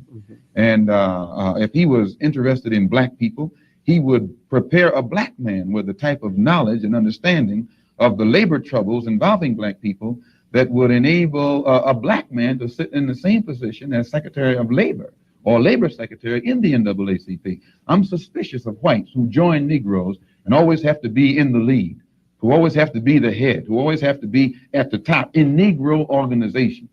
Those whites who really have the interest of blacks at heart, let them give some advice to some Negroes and stand on the sideline. But don't join the organization and then get at the head of it and pose as a friend of Negroes. Well, I would defend his sincerity and his commitment. And more than that, I would say that just because a person is a Negro or a black American does not mean he's going to struggle for Negro rights or for jobs for Negroes or anything else. I think that today you could point to a large number of Negro leaders who have consistently betrayed Negroes in a whole host of areas. They aren't really Negro leaders. These are puppets that have been put in front of the Negro community by white liberals. These are parrots that have been put in front of the Negro community by white liberals. You can't name me a Negro leader who has been betrayed Negroes, who has not been endorsed, sanctioned, subsidized, and supported by the white liberals. Minister Malcolm, I'd like to, well, I could cite one example would be Congressman Dawson, for example, in Chicago. In Chicago, a large number of liberals located in the Hyde Park district have consistently fought Dawson and his betrayals of the Negro, and they've also fought some of the people who represent Dawson on the Chicago City Council. The only Negro I know who is constantly fought, only Negro politician that I know who is constantly fought by white liberals is Adam Clayton Powell. And they call him a racist because he speaks so bluntly on the race issue. But I'm not, as I said, not too familiar with Dawson and his work. You know, Malcolm X was a pretty radical guy, but I think he said a lot of things that made a lot of sense. The more I listen to him talk, the more I agree with everything he says. Well, he had a high in-group preference, as we alluded to with Jewish folks. And again, I don't think that's inherently bad as long as it's not at the expense of another group. But he's a very articulate guy, or was, I should say. Of course, they killed him too. I never seen him. I've never seen a photo or video of him before. I did not imagine him like that. I imagined him very differently. Have you ever read his autobiography? So much more like Thomas Sowell than I thought. dude, honestly, him and Thomas Sowell would probably have gotten along. Right, yeah. Right. And what he's saying is pretty similar too, but I mean, obviously he was way before, and yeah, no, it definitely resonates with me. And it's funny because my mom told me way back in the day, like 20 years ago, that I should read Malcolm X, and You should. actually read a lot of Malcolm His X. his autobiography is really illuminating. The wild thing about Malcolm X, right? He was radicalized. You know, he was the leader of the Black Panther Party, but later on, he actually, when he converted to Muslim or to Islam, I should say, he actually became a pacifist. And guess what? That's when they decided to kill his ass, because he no longer served the agenda. He no longer was trying to, or maybe not trying to, but he was no longer perpetuating division. He was actually starting to preach solidarity and understanding and peace. And they fucking capped him. I feel like that's what happens with a lot of people. I mean, that's John Lennon. That's the story of MLK too, right? MLK was just the next Malcolm X, and once they couldn't control him, they took him out. Well, those two guys pretty much existed, hand in hand. They were like two sides of the same coin. I'm not exactly sure what the timeline was, who got killed first, and how how recent, like those two assassinations were, but I think they were pretty close temporally or whatever. Like it all happened very fast. I don't know when Malcolm X was killed, but I'm pretty sure it was before MLK was killed. I'm sure I think they you're were right. alive at the same time. They were. And they had sort of a love-hate thing going on as far as I understand. Really? Yeah, it was like it's not a dynamic I've dived it down. was Malcolm X was the more violent militant sect of the civil rights movement, and Martin Luther was the pacifist. But like I said, like later on, shortly before he was killed, Malcolm X started coming around to Martin Luther's side, and I have to imagine that was why they both got killed. They were preaching solidarity and peace, and nobody wanted that. Can't have peace. It's bad for business. It is. They needed their dumpster fire, damn it. Right. Well, like I said, I basically just have one more thing here, and then we can call it a night. Any thoughts in the meantime? I found this roundtable to be fascinating, and again, I see no reason not to kind of play it through. About 24 minutes.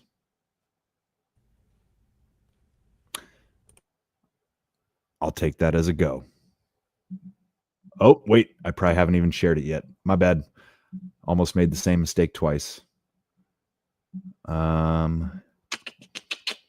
think this is the one. Actually, no.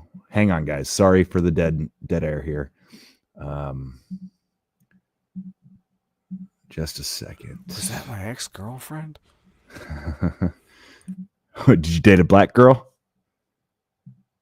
No, she was Italian. Oh, German. Probably not then. Here you go. And Fahad Duwanu, who have a very popular podcast in the UK. Oh shit, this isn't right. Hang on, guys. I'm sorry. Sorry, I meant yes. Now that I think about it. Actually, this is the right one. I just got to skip ahead a little bit. Here we go. Are we on? Sorry, guys. Struggling a little bit. I think I got it. Here we go. So the context is Andrew Schultz, the comedian, was on a podcast. And again, he kind of explained it in the beginning, but just to summarize really quickly from the beginning, they were talking about the black woman effect. And the black woman effect, you know how a lot of guys or white guys or whatever, they get with black women, and next thing you know, they got a fade or stuff like that, right? And so the idea of it was Andrew Schultz made a couple quick jokes, and he said, oh, they get a fade so that they can have some cushion when she slap them or whatever like that, right? So comedian going back and forth. They're now saying that the guy should have pushed back against them and all of this backlash because Andrew Schultz had some fallout or whatever. Do you think that the guys that was on the pivot that I just showed you, were they simping, or are black women getting a bad rap and don't deserve the reputation of being combative? They were absolutely pandering. Simping, pandering, 1000%. Weak. Was absolutely weak. They're trying to protect the bag. That's all. I love Ryan Clark. I watched all of them play. Weak. I love their show, but right then and there, that was just to protect the bag. They was simping big time. So do y'all think that Andrew Schultz was wrong in any way, shape, or form? Not at all. He's a comedian. I don't think he said anything wrong. I mean, he's a comedian. Like, he was just like, I don't think he said anything wrong, man. Like, I don't think he said anything remotely. Like, some of the most racist stuff I've heard is from like black people. Like, I don't think he said anything wrong. He was just making a joke. I think most people clearly don't listen to Andrew Schultz's comedy, because I listen to the Brilliant Idiots. I listen to, I've seen a couple, at least two, definitely two of his stand-ups. Andrew Schultz talks about everybody. Andrew Schultz talks about everybody. And I think that Tom Brady's roast. He came for everybody, black, white, he don't give a damn. Yeah, man. Like, I think if it's hard for me to believe that people are insulted by what Andrew Schultz says, but they also watch Family Guy. Like, just like Family Guy, they talk about everybody on Family Guy. So no, this is weak, and I think people are just looking for another point to make another clip to go viral. Okay, so before I get to the women, because I am gonna make room for the women to say their thoughts. Do y'all think that Black women, in any way, shape, or form, whether it's a little bit or a lot of it or not at all, do y'all think that they get an unfair shake in the label of being combative or having a bad reputation or angry or whatever like that? Do y'all think that in any way, shape, or form that is somewhat unwarranted or is an unjust stereotype or anything like that? I think it depends on the demographic of women that you're talking about. So I think there are a bunch of subgroups within the Black community. So that's why I'm like, I can't speak on all Black women, but there are certain demographics that probably live up to that stereotype, just like Black men. So I wouldn't label all Black women under that. But people generally speak to the majority. Mm-hmm. Or what's popular, or what's promoted in media. So, or what's accurate.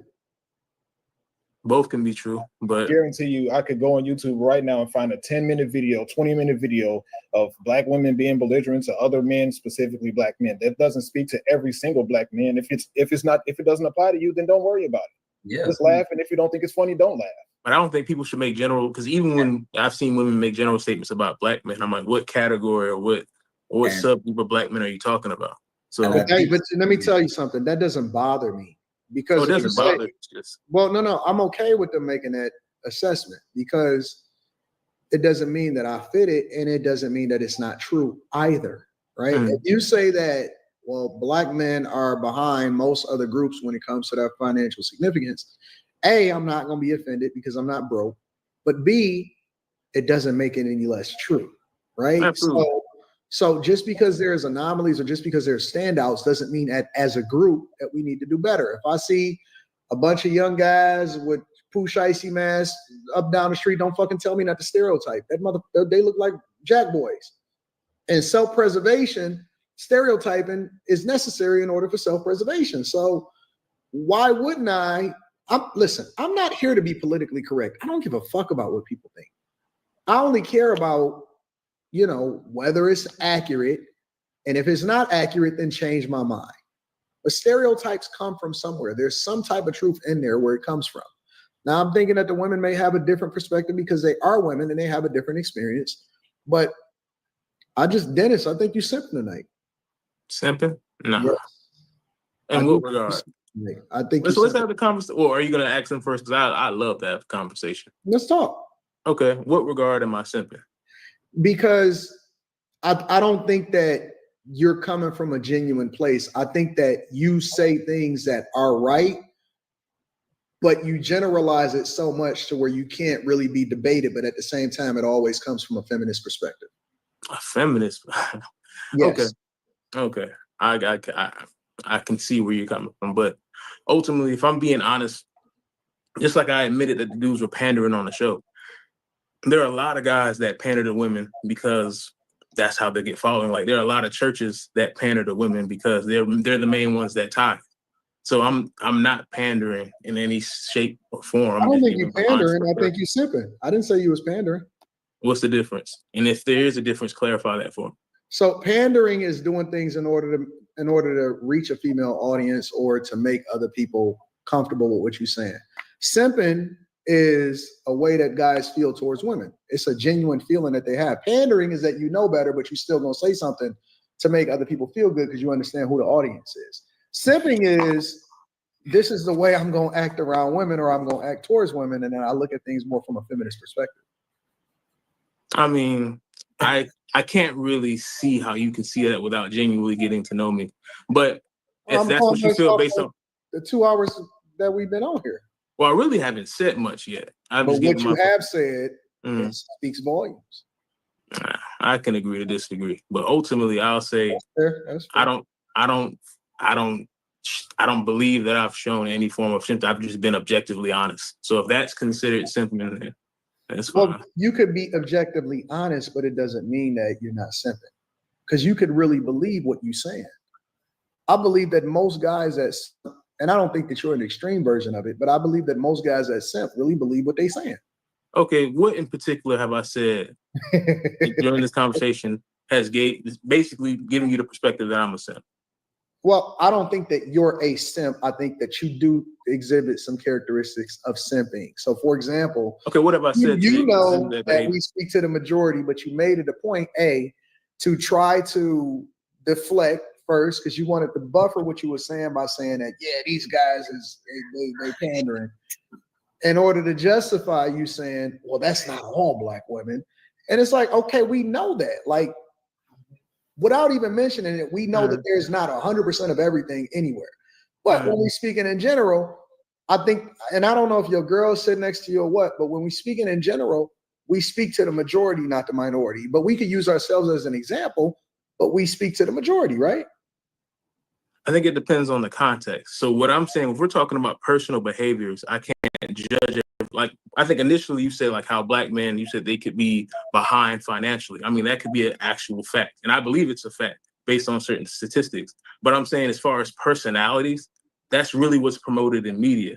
So I'm like, I can't 100% say that that's a fact. Is but it's it not promoted in media, or is it a thing that black men usually see on a regular basis?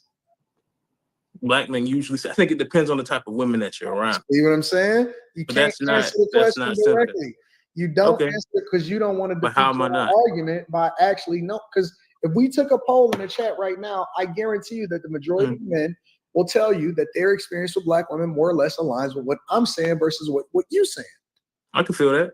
I'm not saying that there aren't black women that exude that behavior. I'm just saying, and this is just a general perspective Most that I black come from. women exude that behavior. But let me explain. This is a general perspective that I come in because oftentimes, especially watching your show before or any type of platform, whether it's women podcasts or men podcasts, they overgeneralize. Whether it's black men are trash, black men are this, black men don't love all this other stuff, or black women do this. I'm like, what category, what subcategories of black people are you talking about? Are you talking about hood black people? Are you talking about professional black people? What categories are we talking about? So if you're talking about, let's say, generically rough from around the way black people, I can get where you're coming from. But that's what I'm saying. Everybody doesn't fit into that model. So that's why I'm like, if you subcategorize it, But they it do, makes it more because clear. even if you have people that are successful, the culture is toxic. So you can take somebody that's incredibly successful or somebody that has a lot of money, but it doesn't mean that they don't embrace culture that is absolutely toxic for the rest of us. Even though they may have been able to pull themselves out of that circumstance, it doesn't mean that the ghetto was out of them. They just taking it with them wherever it is that they're going. So even if you want to identify specific demographics of people and say, no, we're going to separate this person, we're going to separate that person. In most instances, the culture is still the most popular aspect of it, which is why I call it trash, because this is the thing that we celebrate the most. Most black people, no matter how successful that you are, listen to rap music, for example. That is a part of the culture. I very rarely can find anybody that don't listen to no form of hip hop, and so much so that it starts to affect other people in other cultures, which is why it just becomes popular culture and it's not just our culture. And so I'm not going to separate it by demographic. I'm going to separate it based off of what's the most popular, because that's the only thing that we can speak to. And you can add the context throughout the conversation, but it doesn't mean that it absolves you from addressing a direct issue. And the question still remains, are black women getting an unfair shake, and do they deserve the reputation that they have? My position on it is they absolutely deserve the reputation that they have, because not only do we see it pop in our culture from our mothers, our grandmothers, and it may not be my mother in particular, because my mother is not like that. However, it doesn't make it any less true from a cultural perspective of how we're influencing other people, our daughters, how it is that we're popularizing women having children out of wedlock. That shit is ghetto. And it doesn't mean that it's an unfair shake. It means that it's something that we celebrating, we champion, we promoting, not through the media, but through our own selves, because we are the media right now. And when we pick up these phones and these devices and we make TikToks, we have these conversations on these panels, what I see amongst black women on a regular basis is popularizing and celebrating the thing that we don't like about them as men. So of course we can add the context and say, well, yeah, that woman over there or this person over there is different, but it doesn't absolve us from embracing a culture that is absolutely toxic for us as a whole. I feel that.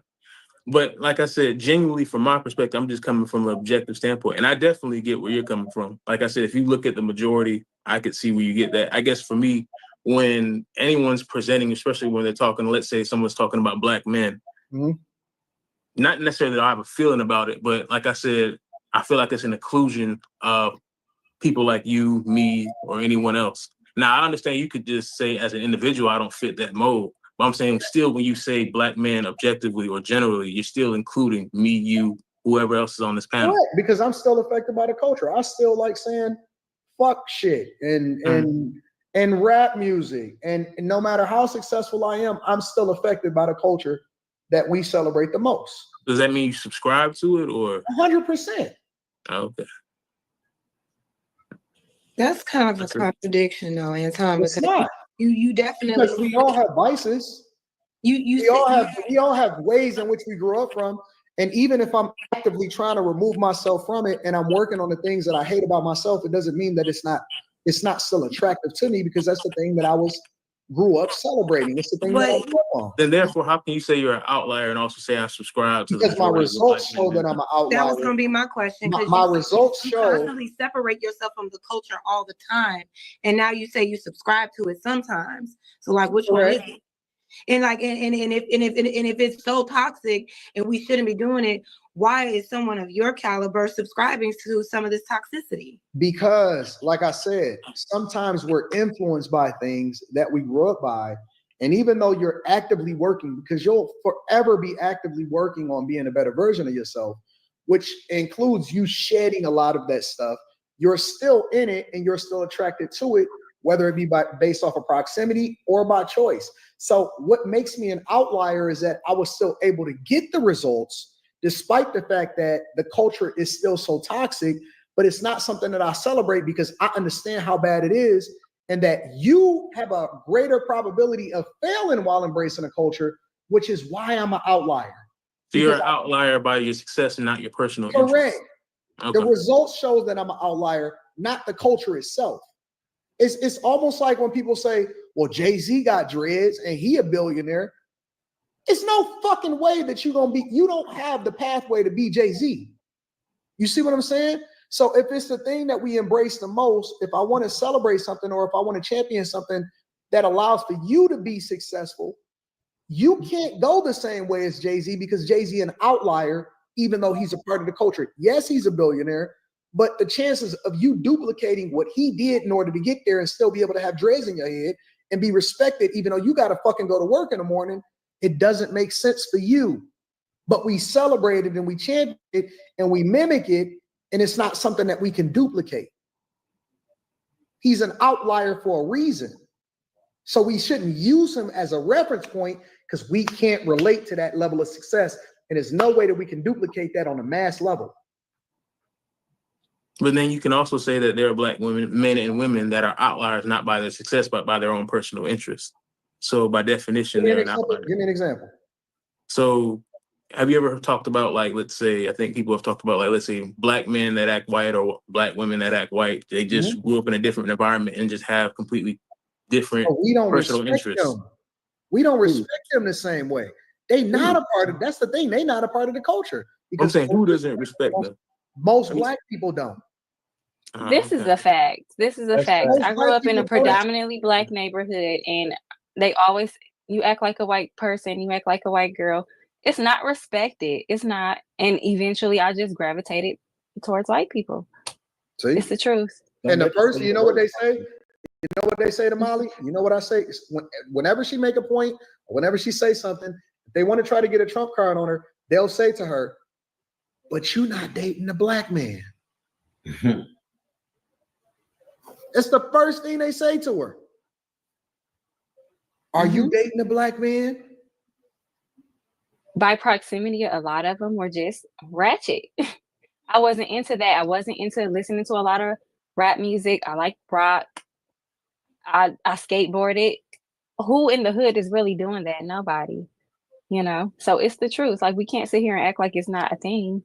I mean, it's a thing. I mean, I didn't grow up in the hood, but there are I constantly got told, you act white, da da da da. I was a bit of an outcast. I was a part of everybody because I was there, but I was still the outcast because I did not fit into the smoke the weed, listen to the rap. You know what I'm saying? Like, hood, Molly, you grew up in the hood. Mm-hmm. Okay, so I did not grow up with a silver spoon in my mouth. I feel you. So I guess my whole thing is that we can't. That's your own personal experience. That's not the majority. But Of that's a Black lot of people. experiences of people who are in certain neighborhoods or demographics that don't necessarily align with that culture. You do get alienated. You do get told. I'm constantly told I'm not Black by people who don't know anything about me. My mother and my grandmother are But what type like, of black you know what people I'm are saying? saying? What type of black people are saying that though? And that's what I'm. The That's same what I'm Black getting people to. I'm that saying like what Anton is demographic? constantly addressing. Because I'm like, we're You know talking what I'm about hood culture. That makes sense. Because growing up, Right, and It's that's all what I the wanted to same. I grew up say. in the like, hood. Like, what are y'all talking? yeah. Like, that's So what I'm I'm trying saying to I tell agree. If you're y'all. talking about hood culture, then that makes sense. But I'm And like, when if you you're don't talking want to do about the hood things, when you do want to go to school, when you do want to do certain things, they look at you like you're lame. You're trying to act white. You're Why trying you to be acting white. white?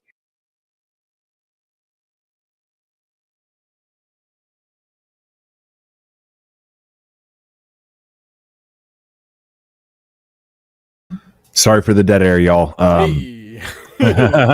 So it's almost there's a second part, and I'm only playing a couple minutes of it because this comes back to the beginning. As I like to do, I love to bring things full circle. Hey, And just now, go Janice ahead. Moore, I just noticed she was trying to say something and she never got the chance. Like everyone Jasmine? kept talking over her. Well, Maybe it she's was about Jasmine. Jasmine Yeah. Moore down here in the Yeah, bottom yeah, left. that's the one. Just Yep. okay. She's getting her chance right here, right now, and you're gonna hear. It's really unfortunate. Okay, I'm just gonna let it play. Yep. It is. You do get outcasted. We can't act like this isn't a thing. If you don't fit into that whole stereotype, they want to say you're not Black or you a sellout or whatever. Can I chime in? Because there's this constant like I feel like because what the media projects and propagates about Black people, everyone seems to think that every Black person has grown up in the hood, been to the hood, had a hood experience, and so they think that that's the worldview for all Black people, and it's just simply not. And so going back to, because I really am exhausted with the constant like headline of bashing Black women and Black people just in general, Black men, Black women. It's like, is there anything else to talk about? The Black community does it to itself, though. Okay, Molly, can I finish, love? And for us to be the minority, we have to say, and we're committing most of the crimes. We can't sit here and act like What? it's not We're a committing problem. most of the crimes As the See, minority. and this is why I say what I'm saying. Please allow me to finish. But this is why I say what I say, because we really have been brainwashed to believe that we're the biggest crooks and criminals out here, and that could not be. No, we're not. But we also think that we don't do any wrong. Molly, Go can I ahead. please finish without you interrupting, though? Thank you. So all I'm saying is this: you had your experience because you grew up in the hood. You know hood things. You went on to get to school, and they made fun of you for it. I can't say that I had that experience, and I grew up around all Black people. I went to a dominantly white high school, but there was a big chunk of Black people there. My neighborhoods were all middle class to upper class Black people, right? So there are levels to this, and just like Dennis was saying, what's being propagated is this byproduct of ratchetness, and y'all want to paint that picture overall, and it's not. And my issue that I have with the so-called joke, which was very tasteless, wasn't funny, that was a moment where they were pointing out the positive things of being with a Black woman.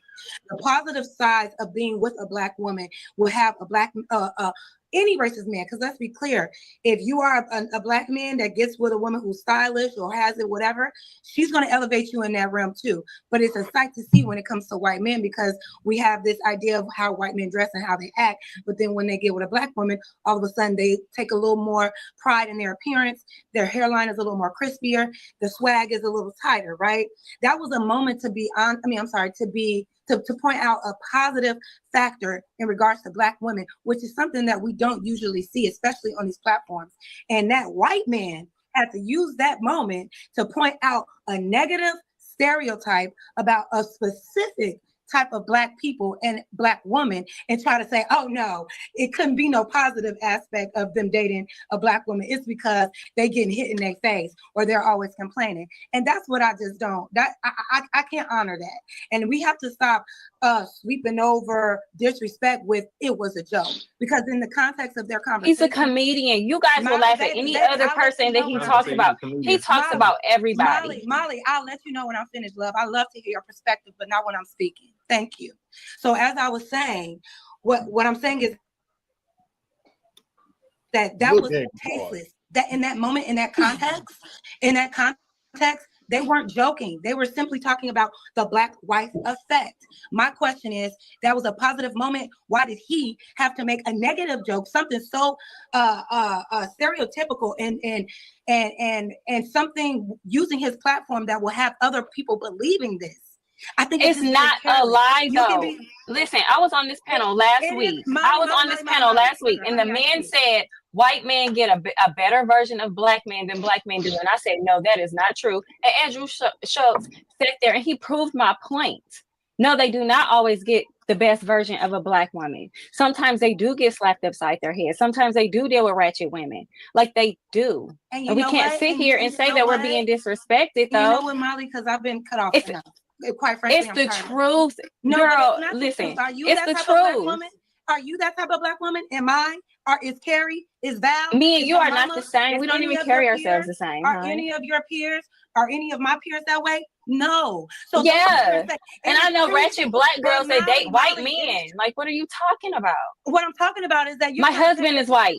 Jazz, my husband is white. We're not about to have this conversation when I'm sick. I literally am in a German and English immigrant family. No wonder you think the way you think, baby, because you what really do you mean? You really believe that all black women are violent like that, and we're not. No, I don't believe.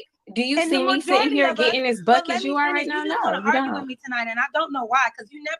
I'm not arguing with you, Jazz. You the one that's turned up, but you think that I'm not gonna say anything because you're being loud. But you're not even being respectful in this moment. I can't even finish my thought without you jumping. I turned off my mic, and you were still talking. Well, no, I have been talking, and you've been cutting me off, sis. So which stance you want to take? That's probably enough. It actually continues to devolve, which is my point. Okay, this is my point. Like, we have these black men who are really trying their best to like get to the heart of the matter, like what's wrong with our culture. And then these ladies, you know, I'm gonna put the blame mostly on this Jazz girl, this Jasmine Moore girl, because she gets totally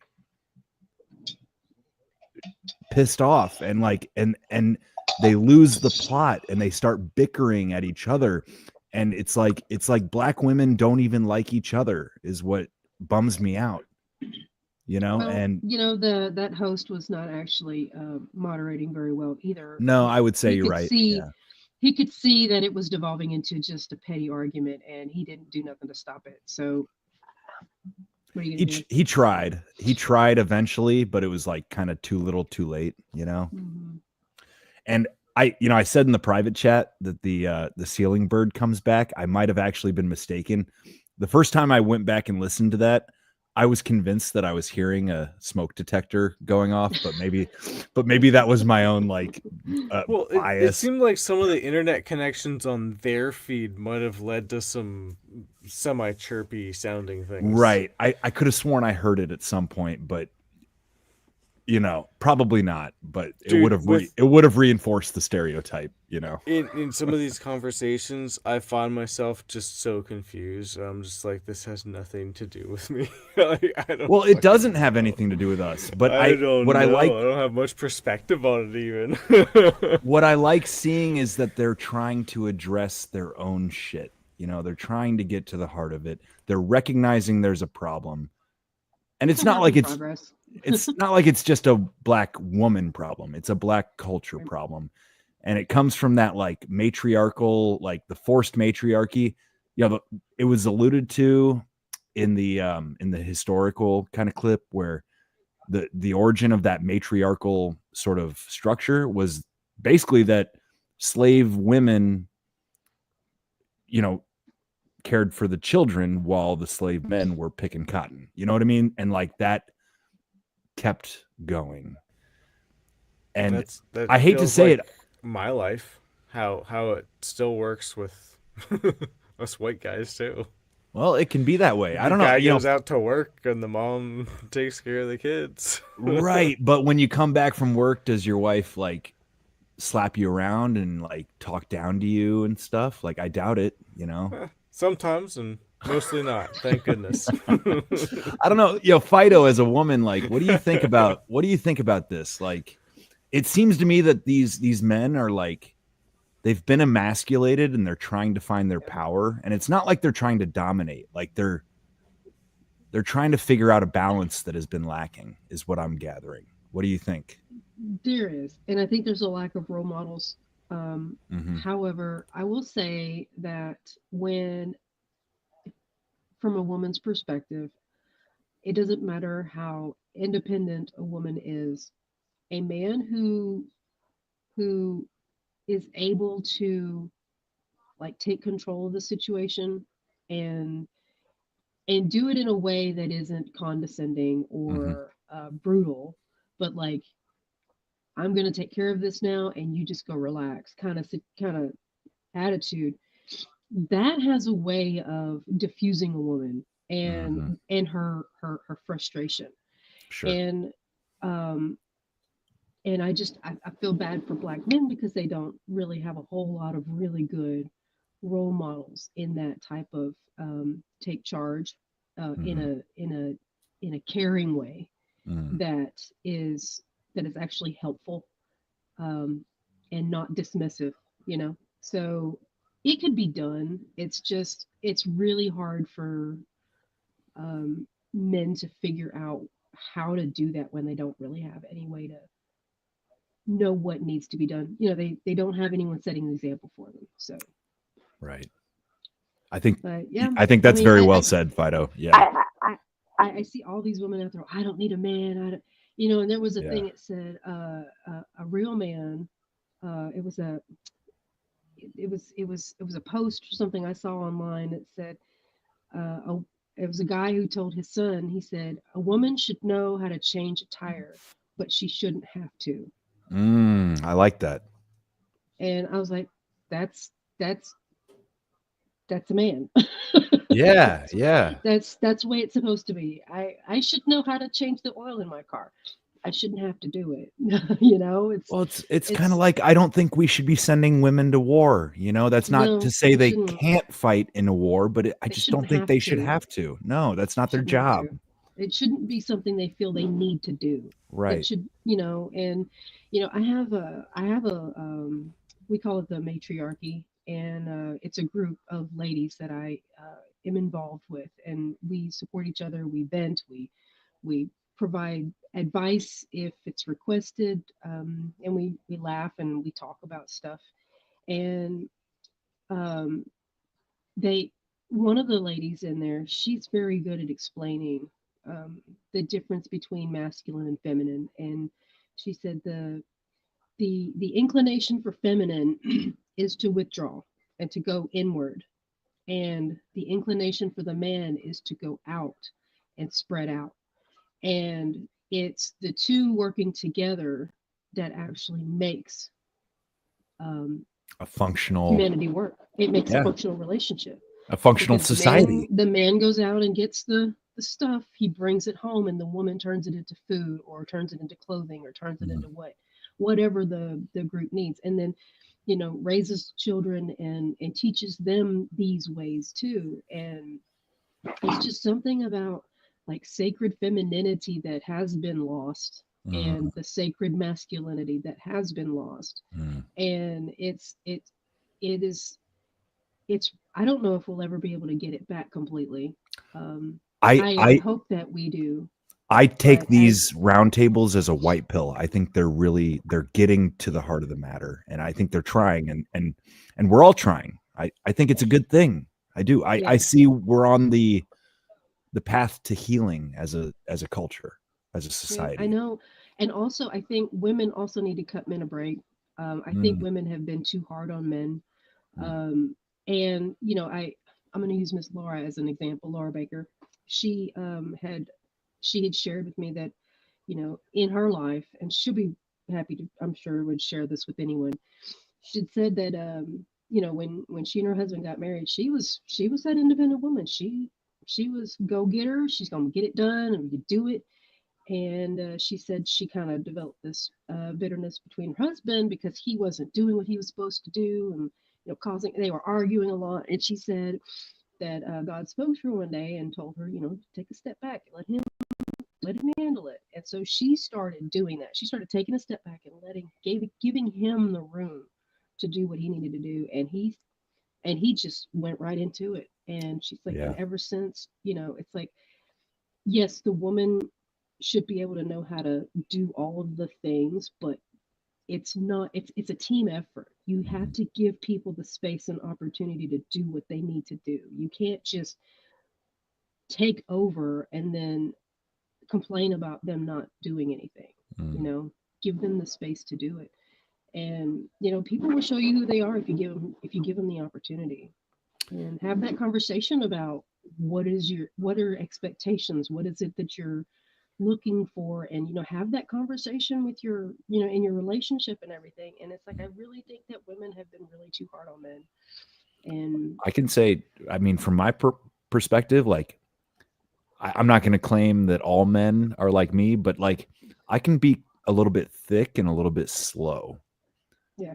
You know what I'm saying? Like, and I think a lot of men can be that way. And like, well, so and that just goes back to communication, though. That's yeah, not even, it's not right. that you don't want to do the work. It's not that you know, you want to just sit around and do nothing. It's just, it's a matter of communication.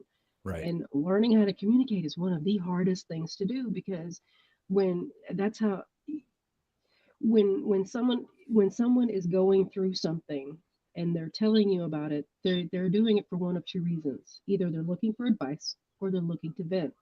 And it really is on that person to say, okay, this really frustrating thing happened to me. Do you mind if I vent? Or, hey, this really frustrating thing happened to me. Can you give me some advice?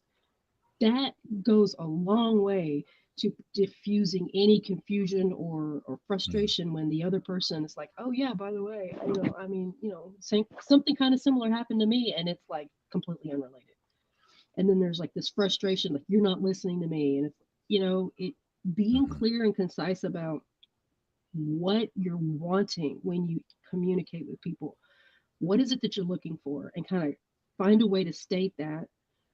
And, you know, people respond, you know, give people the space and say and be clear about what you're saying. And it works. It's just, we got to start giving each other more grace. Amen. Amen. You know, I think that's a pretty nice sentiment to maybe wrap up on. Any final thoughts there, Bear?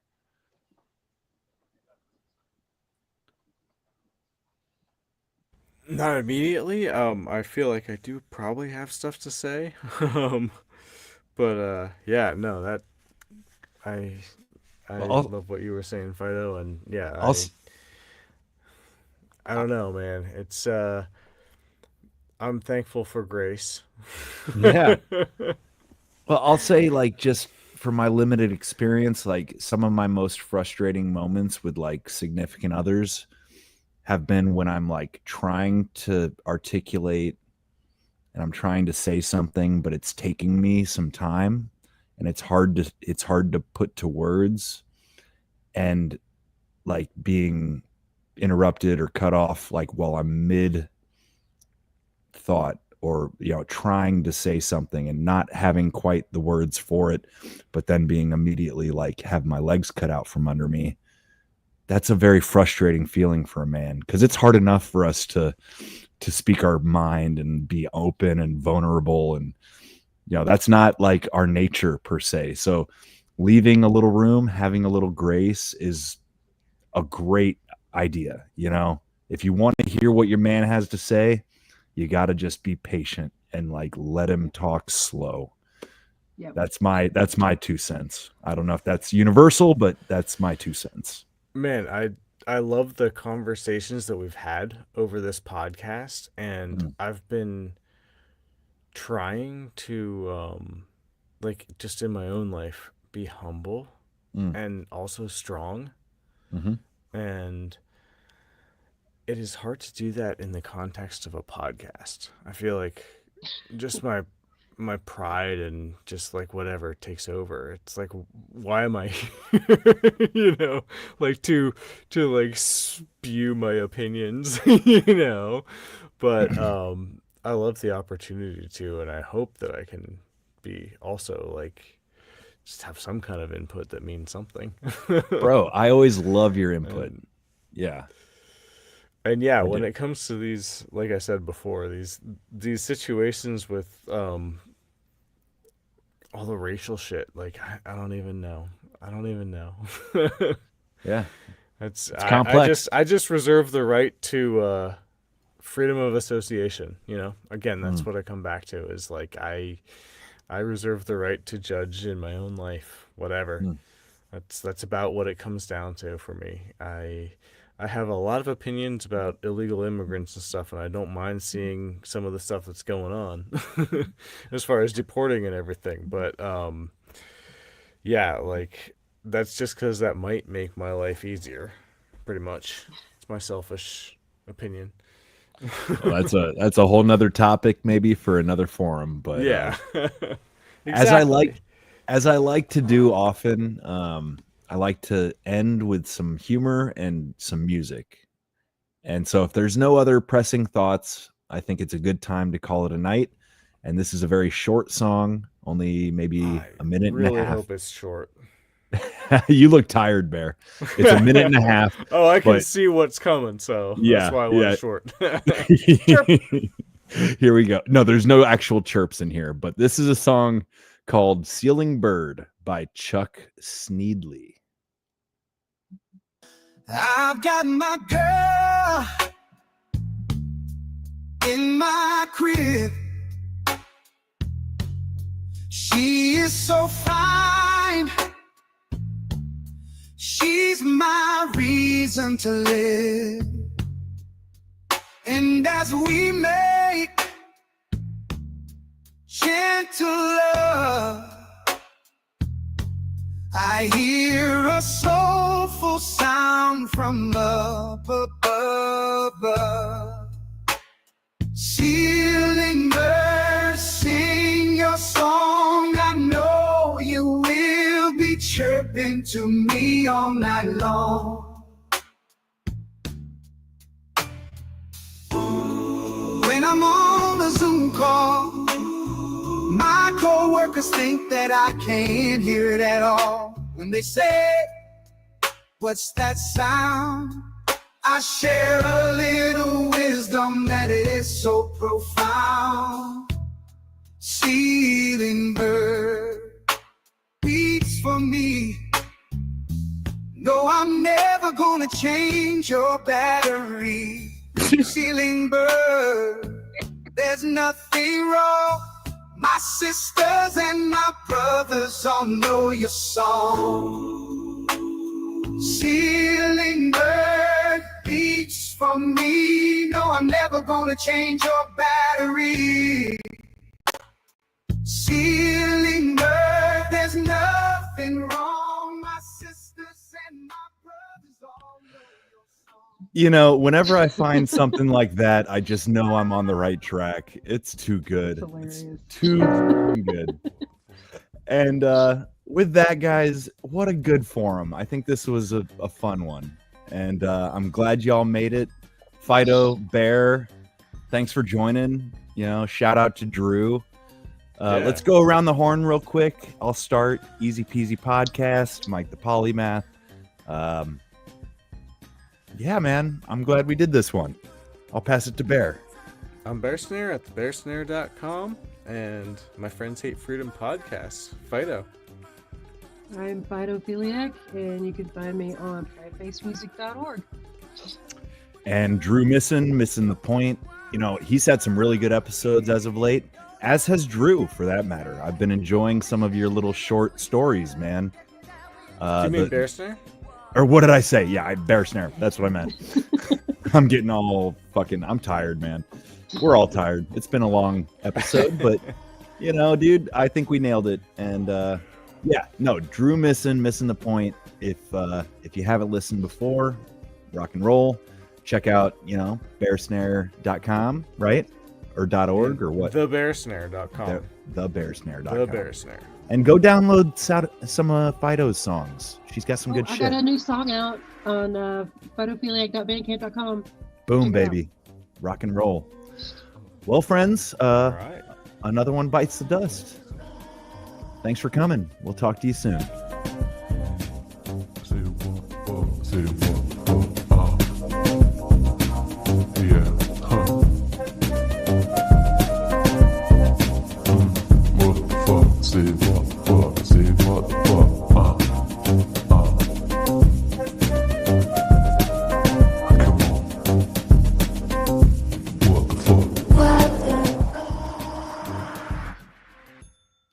Change your batteries in your smoke detectors, y'all.